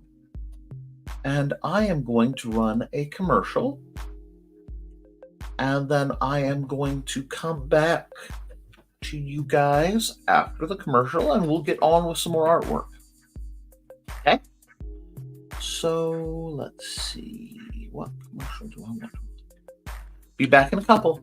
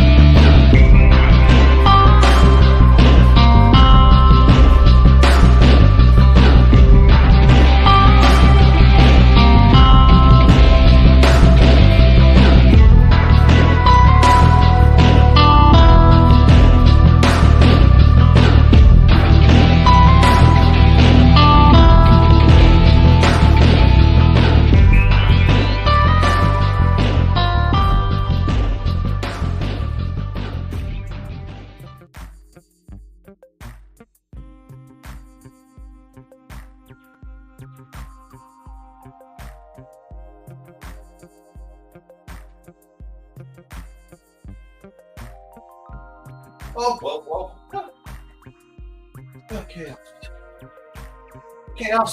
Chaos. But that's expected. Chaos is expected on one of my streams. Sorry about the slight late return. I'm still here. Now, let's talk real quick educationally, and I am going to come here and make sure my time lapse is recording good. All right. That sounds like the music's being played with, which is good. Let's get my pen out. We're going to get a little educational. Okay.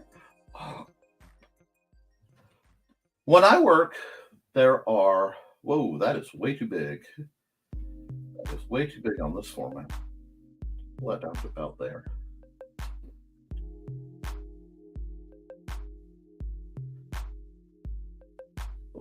And I would like my black, please. Thank you. Okay.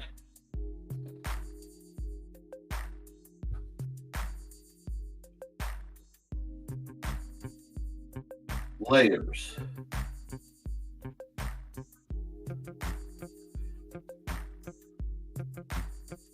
You need to know. Okay?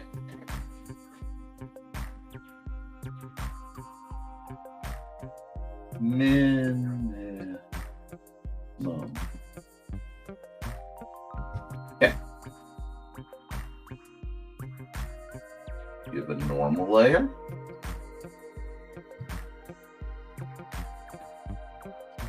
A normal layer, which you can see right here, is what we're working on. That we should start with background. Background / paper. So we gotta start there. Sorry guys, I have myself. This is the paper layer. You can change its color. When you work on it, you may change its texture, but that's literally like playing with the canvas you're drawing on. Layers from a mechanic. Here we go. Because people like to see. Let me go here for a second. Whoa. Okay. Sorry, my nose is itchy. Layers. Actually, can I invert this a little bit? Yeah, there we go. Your background layer is the paper. Every layer that goes on it is basically, it won't let you draw on the background layer. We're back on that first layer. So let's say this is the paper. Each layer functions like a transparency, okay?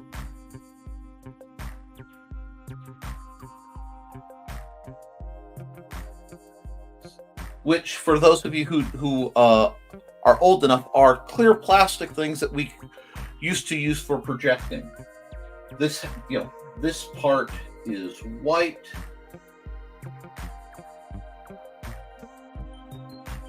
For the purpose of this, these are clear that we draw on. The normal layer is what you have right now. It can be affected by other layers. It can do most of what you want, and anything you do on top of something blocks it. So on this layer, if let me see, let me grab two colors real quick. Let's go here, and we're going to go red, a nice soft red, and we're going to switch to my my Millipen in about 50. There we go. Okay. So, normal. If I do this, and I do this, the blue stuff is covered with red, right? Pretty clear. Put this there, and now I have both. You'll notice I have 3 colors here. That's transparency. If I wanted to make like a sticker that's oddly shaped, I could set the background paper color to transparency, and then it wouldn't show up except where I paint. Let's zoom out. The next layer we need to know, because I realize this is going to be pinky. I should have drawn it first. I'm doing this lecture at freeform, so you have to bear with me a bit. Have to be here. And we're going to say, I'm actually going to go, and I'm adding a layer, multiply. And we'll go back down a second. Multiply. And it's close enough. I've switched pens and my hand's a little shaky right now. So multiply is like having, I goofed up because I was supposed to have a new layer and it didn't give me a new layer. Give me a new layer. Make it multiply. There we go. Multiply is going to work a little different. So if I had drawn something on this layer, on the normal layer, I'm just going to. That's the problem. I see what happened. I switched from 0 to the milli pen. But we'll go back to here. So we've done something like this. It'd be, yeah, it's the same color. Cool. Now if I go to the multiply layer, I grab the blue I used before. What happens is it lets me color over it. And it stacks it. It multiplies the colors like you're stacking colored lenses. Now, while that could do really neat effects, and we'll talk about this part. Whoops, sorry. That doesn't answer what we'll talk about this overlap kind of thing in a bit. The important thing for this is if I go to a normal layer and I am in black and I draw, let's see, just a square, nothing sexy. I can come to a multiply layer, pick another color, and I'm just scribbling so you can see it doesn't mess up the lines. The multiply layer lets you color in without ruining your line work. So that's like having done your inking in Sharpie on the multiply layer, on the normal layer, and then coloring in erasable colored pencil or something on the multiply layer. It doesn't disturb that. It does allow for some neat tricks. Now, what do I mean? Okay. Going back to my normal layer, actually, let's just set back up. I'm going to draw a box. I'm going to draw a slightly complex shape. Just give me a second. I want it to be something everybody can understand. But, okay, got this happy little shape. I picked it because it would be very simple to shade for me. Okay, clean it up. This is kind of a barbell-ish shape. Not really terribly impressive, not really terribly problematic. Let me get my comments back up.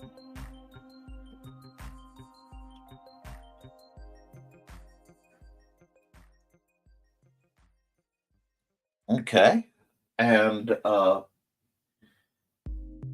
multiply. The first multiply layer I'm going to use as my flats.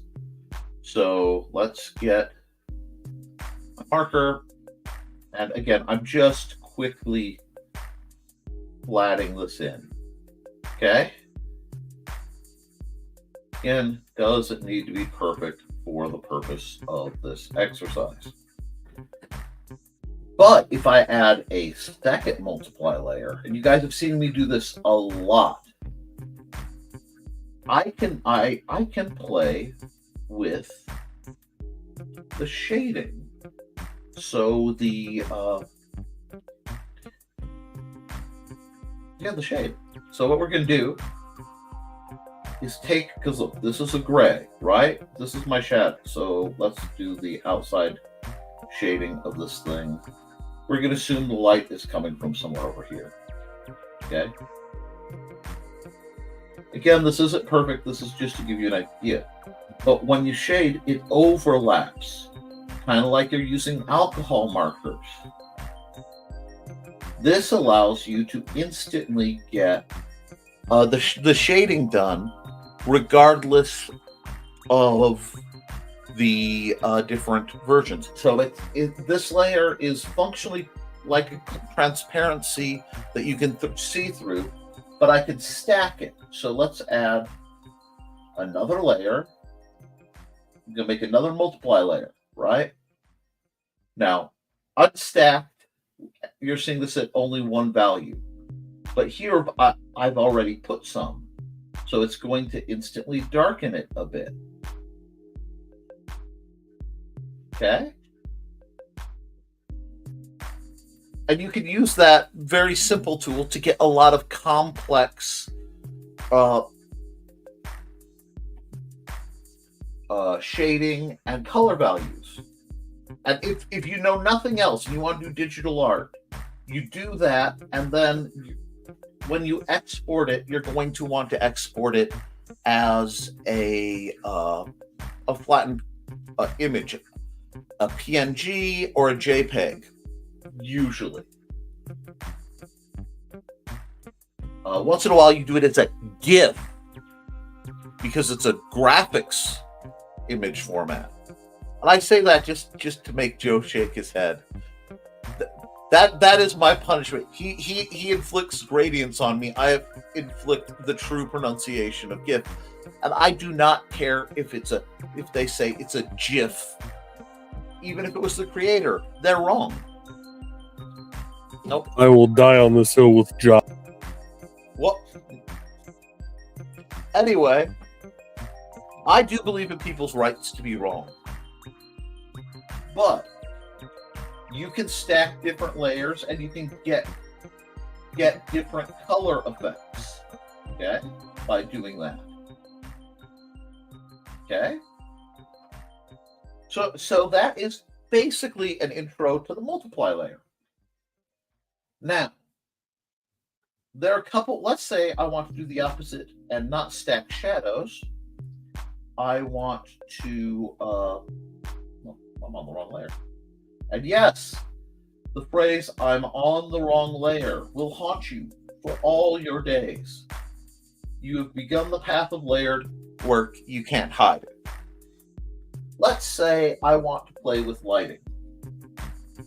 There's a lot of lighting options you can do. So we can go to the topmost layer, and we're going to set it normal, and I'm going to draw right over this.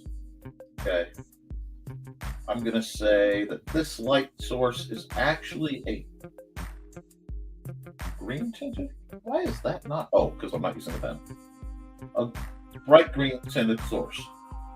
Now, I've done a normal layer, which means I have blocked out everything. This is going to show you two things real fast. Okay. Now, I could switch this, as we said, to a multiply layer. And then it looks kind of like a green shadow, which is cool. But you can make it a glow layer, which makes it look kind of neon. Or you can do soft light. And you can see how it has lightened up vaguely in that tint. Make it hard light, and it will look almost like it's a normal layer. You can do difference, which will play with the layers and colors.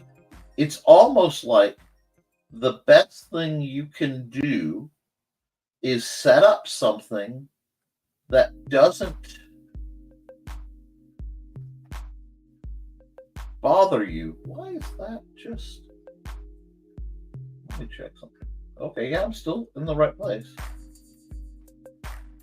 And you just see what the different layers do by clicking them.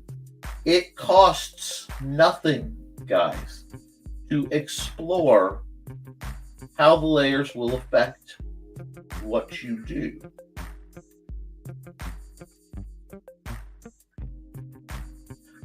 Color dodge is a neat one because it gives it a neat kind of hint, and you just play. I tend to use the soft light feature a lot, but that's basically, ironically, that is all you need to know from the concept of layers. If you are doing animation, or you are doing something where you want to be able to edit a bit, a nice thing you can do is, let me come down here to, well, we'll just add another layer. It's how many layers you can add. It will actually tell you in the program usually. Now, I start off with very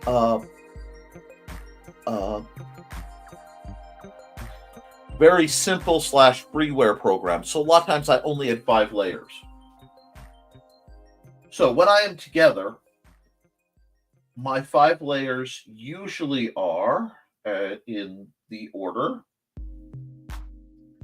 Oh, that is obnoxious. Let's go back to black, please. There we go. Actually, here, let's make life easier. You can hide all the layers. Pop, pop, pop. Make them all disappear. They're still there. They're still saved. But now they are out of my way. Because I don't care. The highlighted layer is the layer on. I'm on layer 7. There's nothing on it. I've hidden everything behind it. Cool. Now why are you being dinky? Oh. It's not. I accidentally blocked that out. See the eye? I can see it. I can see each layer by what it did, and I can rebuild or tear down to understand what I'm looking at. Take the shadows away. And this is neat because this lets you see how it looks without any lines. Okay? But another good function. Let me see. I'm getting torn between two subjects here. You're back here. This is visible. My 5. So 5 layers. Basic. Usually is one sketch / blue, and it's a normal.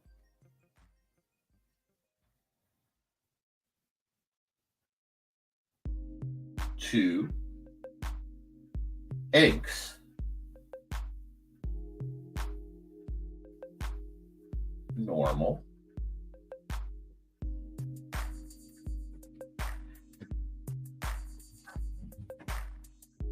3 flats. Now that's multiply.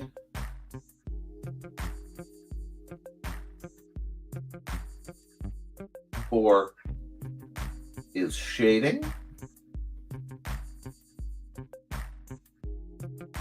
Multiply.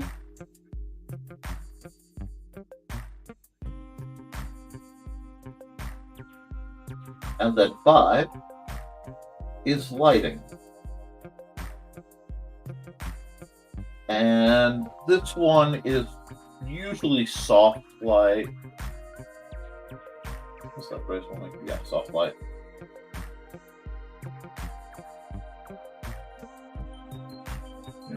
Now, this is the basics. This is what you absolutely minimal if you're doing a colored image. Very often, I will block out as soon as I've got my inks, I take that out. Sometimes I delete it. Sometimes I leave it. But this layer is your prep. You should not see this layer at the end. If it's perfect, you just switch it over to the inks, which I showed you the dirty trick earlier of just playing with the layers subcolor. So we go here, layer color, subcolor. You hit subcolor, and it'll turn all the ink whatever color you make that. But you don't see that. You do see all of these. So if you're getting into digital art and you just want the bonehead how to do it, this is it. Now, these layers may have additional as you get more advanced. So what I call line work may span off of my inks. And then black work. Black work is a type of shading. So if I draw, again, I'm just going to draw a square, a cube real quick. Now, I've done the cube. We'll just skip this layer, this concept. Here's the cube. This would be also considered line work. But let's say I use black to possibly shade it. Now, if I put that on its own layer, actually I don't want to shade it there because that's not going to show you guys how I want to shade it. So, okay, so let's do this. Okay. We'll just do that, and I'll even do just a bit of this action to make it easier to see. Okay. This part that I've added, which is shading on the ink line layer or of the ink, process is black work. If the light were shining right here, and a lot of it is figuring out your light source, it may make more sense for me to black this whole thing. Okay. Then we'll just go on through and I'll just walk it. Because if I have a second layer for black work, I can turn it off. I can make it go away. So let's undo part of that. I'm going to add another layer, still normal. And I'm going to black this out because I think it needs to be blacked out. Well, then afterwards, I'm going to add a layer, make it multiply, just like I always do. And I like to grab a 30% gray as my basis. Either 20 or 30. I like a 30. And let me get this big enough. And I am just going to use this to grab this kind of shading. Now what's neat is if I do the shading before I do the flats, I don't have to think about the shading as much. So it's one of those where this is the way you do it, and then you find your own process. So normal layer, multiply layer. You can flip the flats and the shading. Because if you shade first, then you don't have to worry about where your lines are going to be for that. Then we're going to add one more layer. We're going to make it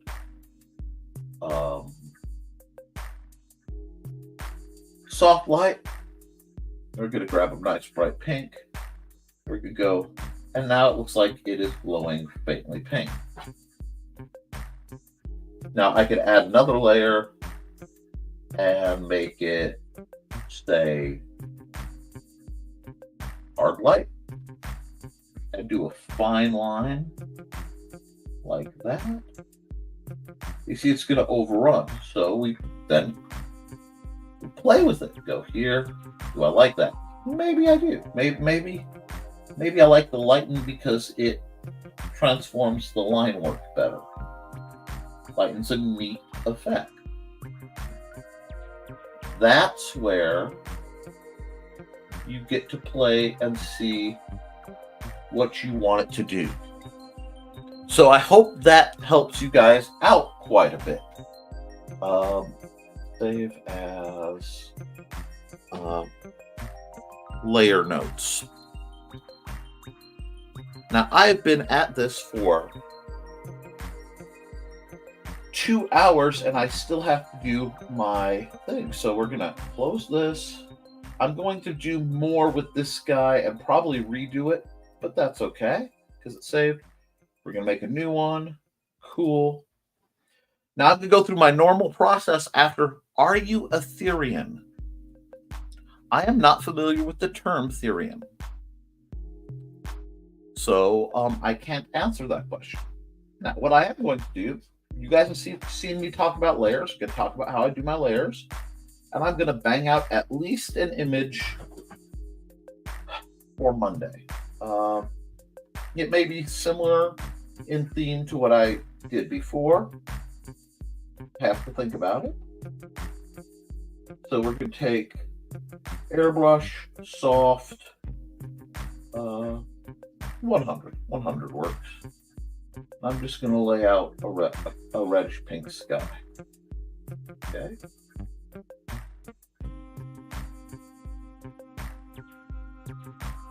Now, I can use traditional painting techniques and not use layers, but using layers I find helps. By playing with the pressure sensitivity on the brush, I get this wispy kind of cloud thing. It's a shortcut. We go here.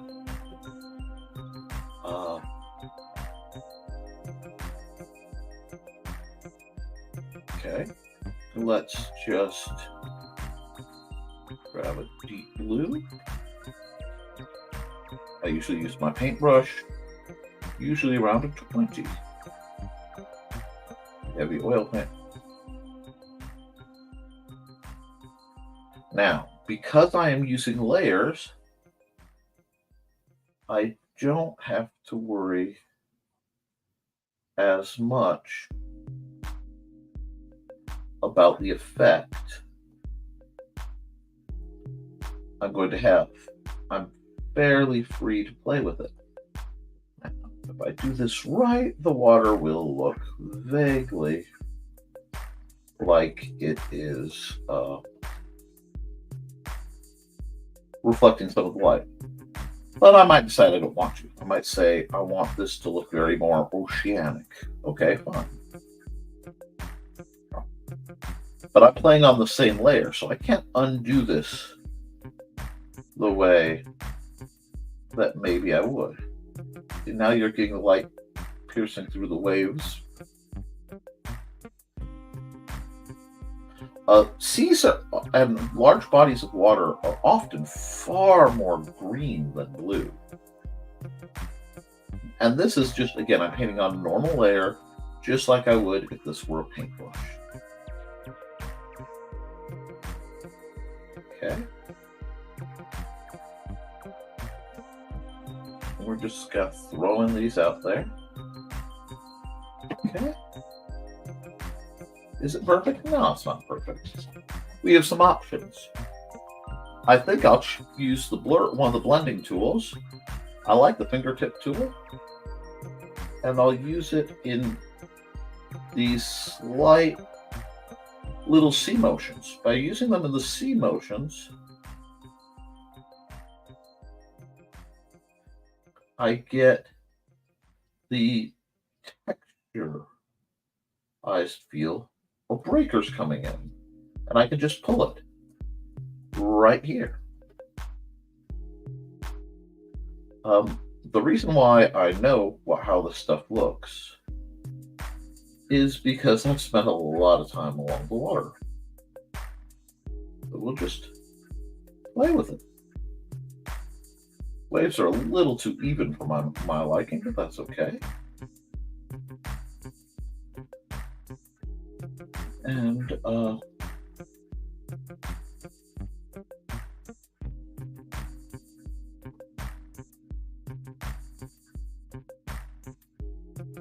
I can then just that slight almost diagonal to keep the motion.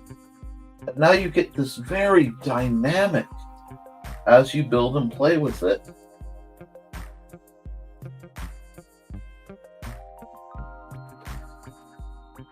Section.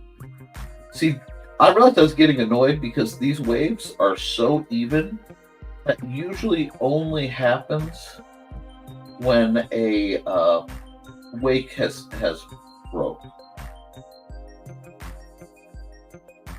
And once you start to get the feel, you'll realize it is, again, it's two-dimensional sculpting. You're just nudging the paint around to get what you want. I almost hate covering some of this up. Almost. But, so now we have this. And we'll just do this because I know that this is all going to get covered anyway. I'm not real worried about it. I can spin it around until it becomes a nice morass and then just spread it. And I've got a nice remains of a beach scene kind of thing going, and I'm okay with that. Really easy to see. Now, we'll add another layer, and I'm still sticking with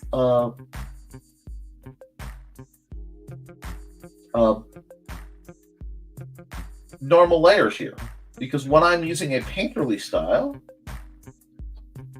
normal layers are what I need. So we're just cut this here.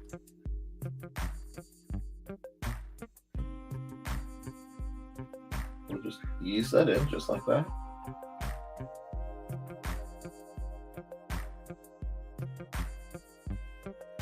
That gives you, now we have this nice background, mid-ground, foreground, just like you would in a theater.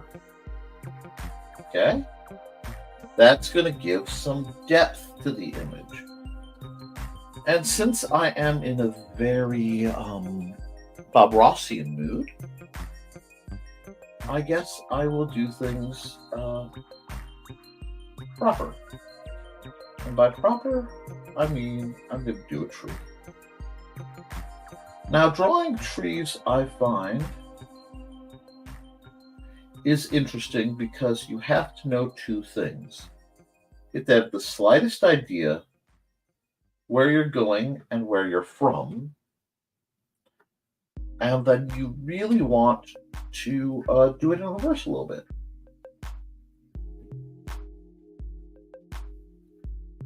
Because it's easier to have finer lines out and then push in the thicker lines as you approach.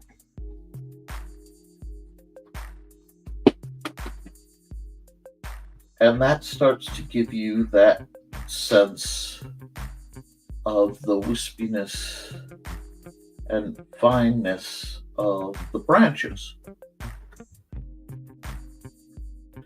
Now, if this is the case, let's remember trees are often more gray than we want. I'm not even sure if this tree's alive. It's a kind of gnarled old dude. But I'm using traditional techniques, and the layer function isn't functioning so much as artistic in stacking. It's functioning as safety. So if I decide I want to do a tree, but I don't want the ocean, I could take the ocean away and I can put it back. It's not rocket science, and there's, like I said, there's worlds more we can do with these things that people far more qualified than I can tell you. But I can only show what I do. But since it's been asked, I will show. I don't like that line though. That line wasn't supposed to be there. And what I'm doing is taking some different values of gray, and I'm using them to imply the growth path and motion of the tree. So this looks very much like it's driftwood. It does not look like a living tree, which is okay. unfortunately, trees, like everything else, tend to pass.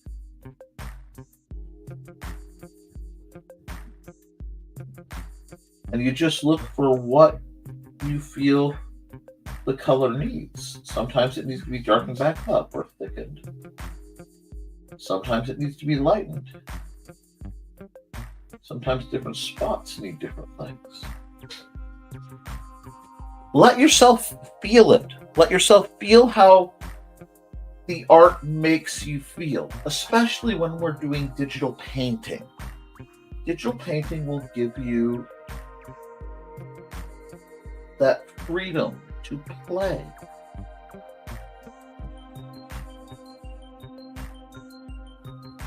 Let yourself have it. Enjoy that freedom. Because you've earned it. You put in the time to see what the story has to tell. And I'm playing with a lot of subtle things because the thick oil paintbrush lets me adjust with my pressure. It lets me adjust with my situation. So, yeah.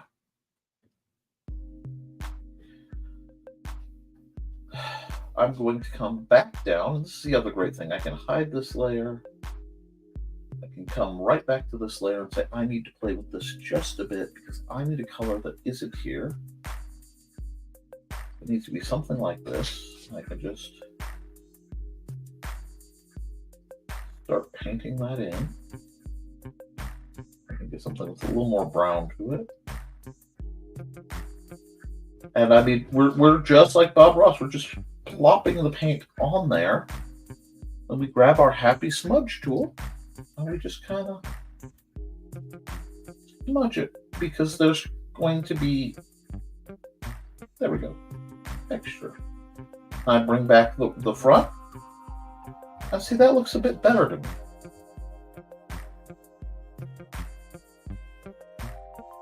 I'm still on the back layer, but I can see things. Like I realize I need to do some white caps. So I'm going to go here. And I am going to go here. And I'm going to just, that's a little, actually big still.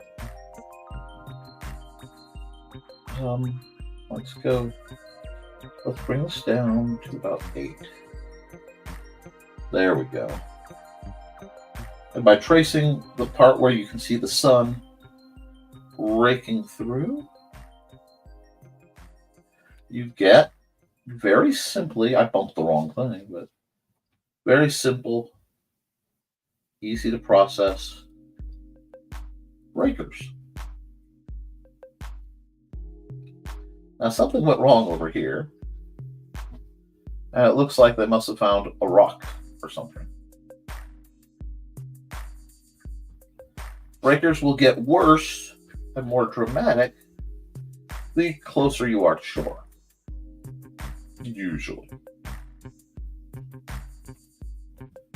Which is part of what makes surfing fun. And bodyboarding and boogie boarding. Spend a lot of time around the water. Quite like it. There we go. So, that looks almost functional. I think I need to do, because the brown looks a little, so I'm going back up to layer 3. Well, now I'm going to use a trick or two. Let's see. Let's just go spray here and a lighter brown. And I'm going to use very small melts. But that's going to break up. Let me zoom in so you can see what's going on. It's going to break up and give you that, just look at, that's instant dirt. You see how the lighter suddenly gives you that just glorious kind of, there it is. And now it looks like bare dirt. Really. Now I can play with this. I could put leaves on this tree very easily. but I don't know. I'll show you how I put leaves on the tree. I don't think I want them, so I'm doing it on another layer. Running color spray. Probably a pale green. Yeah. Actually, probably pale brown. Because this is an autumn kind of situation. And see, the blobs are just going to, I don't know, I might like it. We'll see. This isn't a terribly chipper piece, because my mindset isn't terribly chipper right now.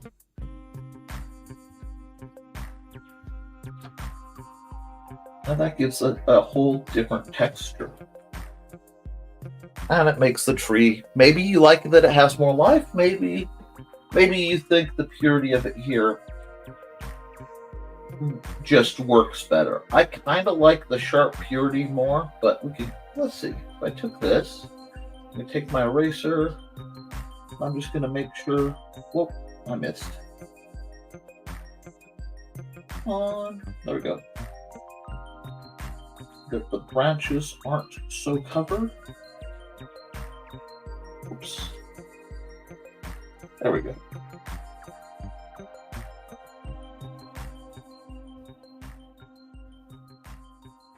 And we'll see.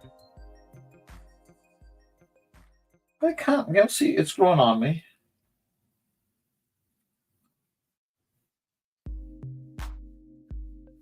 As I peek it out, that's not so bad. Yeah, we'll see. Maybe we'll get some gray. We'll go back to our sprayer. Just do a little gray. Yeah, I didn't like that last piece. But I can come down here.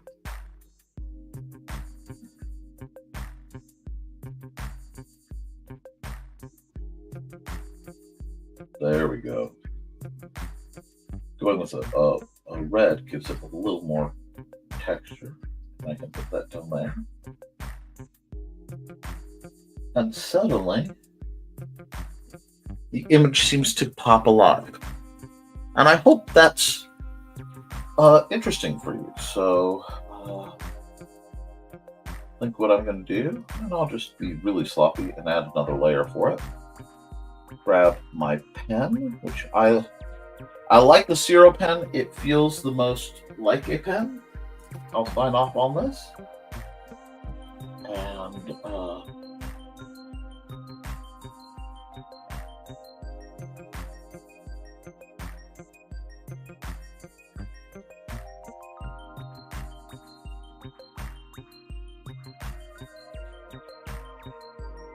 okay, so we have this nice art piece. Let me pan out. Now, these are almost all raster layers. Text is a vector layer. It gets a little different. This is one of those I understand how to use, but not how to describe very well.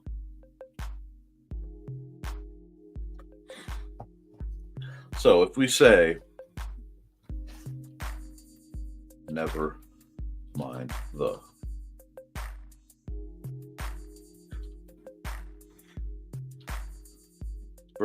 furthermore, and I can bring this so it fits. Now the problem is I did this in the wrong shade of red. Put this in the standard shade. Oh, I did. That's the standard shade of red. I almost always use red for this, but as you can see, it's barely showing up. So I have some options. I can go, very opposite, make it blue. It shows up. I'm gonna park it over here. There are lots of, let's run through some colors. You can't see that at all. A dark kind of blood red makes it visible. And I kind of like that because that seems to fit in. But the blue pulls the blue off of here. And then we'll think about placement. This one's going to be a tricky placement because I have this very obvious, very nice diagonal line going there. And I don't necessarily want to mess that up. But also, it needs to be legible. So right there may be the best place for it. Because, let me see. If I put it... Oh, wait.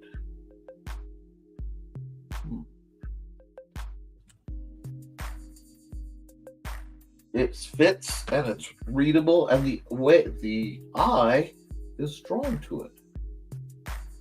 Oh, I'm going to go right there. I think I'm going to go right there because the tree draws you towards the label. I'm going to use the blue this time. I think it looks pretty good. And it appears my garbage is being picked up, so you may hear some thumps and bumps. Now, this is one of the odd things. I can say yes, but to get out of that, I have to click on another layer, or else it's not really there. And then I will file and save this as...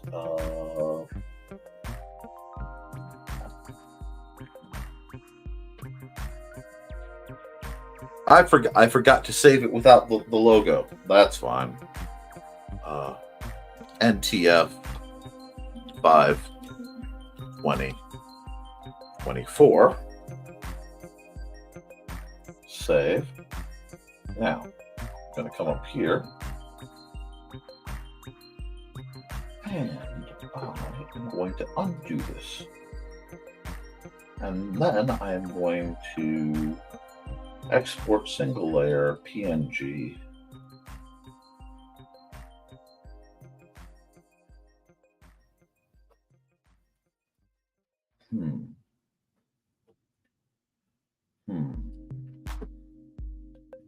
Dead tree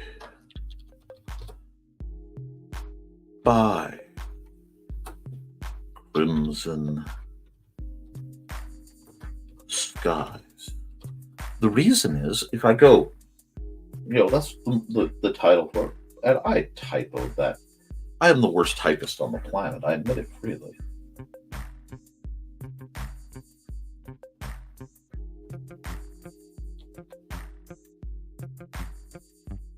So I'm going to fix this to be what it's supposed to be and not all titled left, right, and center. And that way, when I finally get around to submitting it, I can. And I am actually going to save this in the download section because, I'll save it here because I saved the other one here. It will be problematic later, but boom, it's going to give me a example. Boom. So now I have a picture for Monday.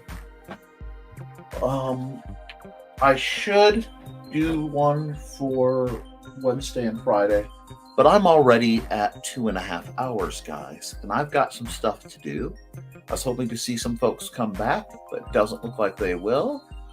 So what I'm going to do is I'm going to stop the music, and I am going to run some ads, and we'll worry about the rest later. So first we're going to kill the ducks. And we're going to run ads for people who haven't had their ads run yet. And I'll see if anyone's feeling chatty. And if you are, please chat. If you aren't, that's fine. Hit like, share, and please like this, please share this, and we'll see.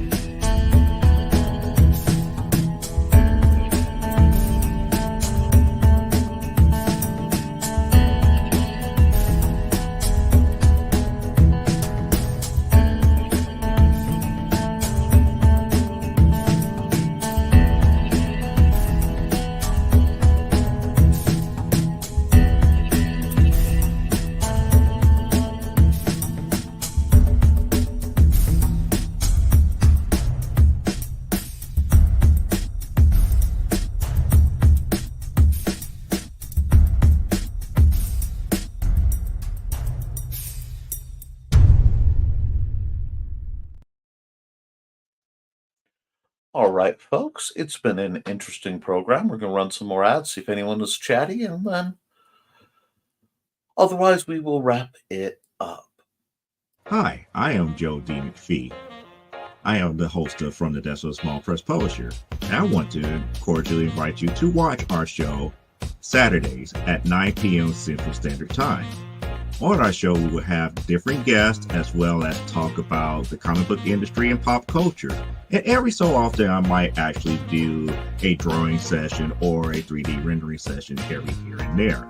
So once again, I want to invite you to watch From the Desk of a Small Press Publisher right here on the broadcast channel that you're looking at, whether it be Facebook, YouTube, or Twitch. Hope to see you there, and make certain that you catch From the Desk of a Small Press Publisher at 9 p.m. Central Standard Time. Thanks.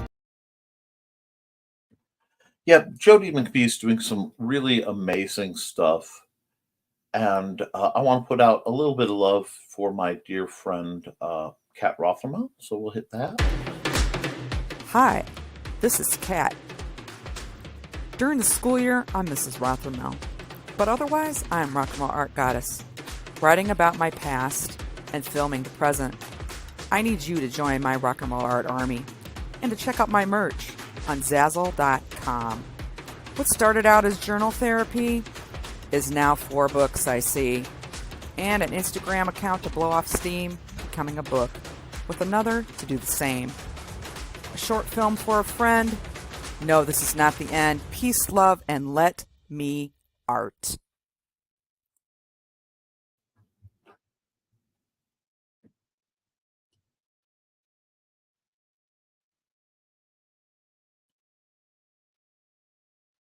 We've all read the story.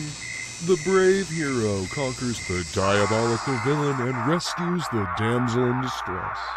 But this is real life, and in real life, stories don't always have happy endings.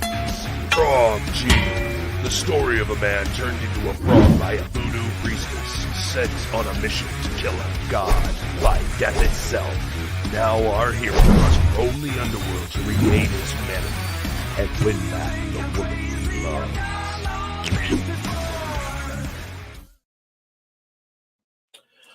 I know some amazingly varied and creative people, and it's a real pleasure to know them. I hope you guys are having a good time. I know we're halfway through the week, and it's been a bit of one. The weather's been rough. Some other things are going on. But we can make it better by making it better. Oh, it seems I have messaging here. Let me check that. Okay. I'll see you, Joe.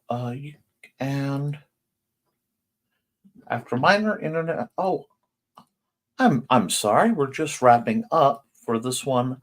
I may come back and do some more artwork later. I'm going to be drawing, but not necessarily for the thumbnails. Guys, I want you to keep drawing, keep creating, and keep doing what you love, because it matters. And even if it's no good or you don't like it, you can always edit it, and you can and you can make it better, but you can't edit a blank page. So guys, hi Sarah. Sorry I'm ducking out. I do love you, and you should too. So I hope to see you all Friday for the next episode of Nevermind the Furthermore.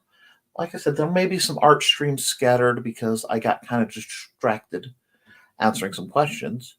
But beyond that, have a good one.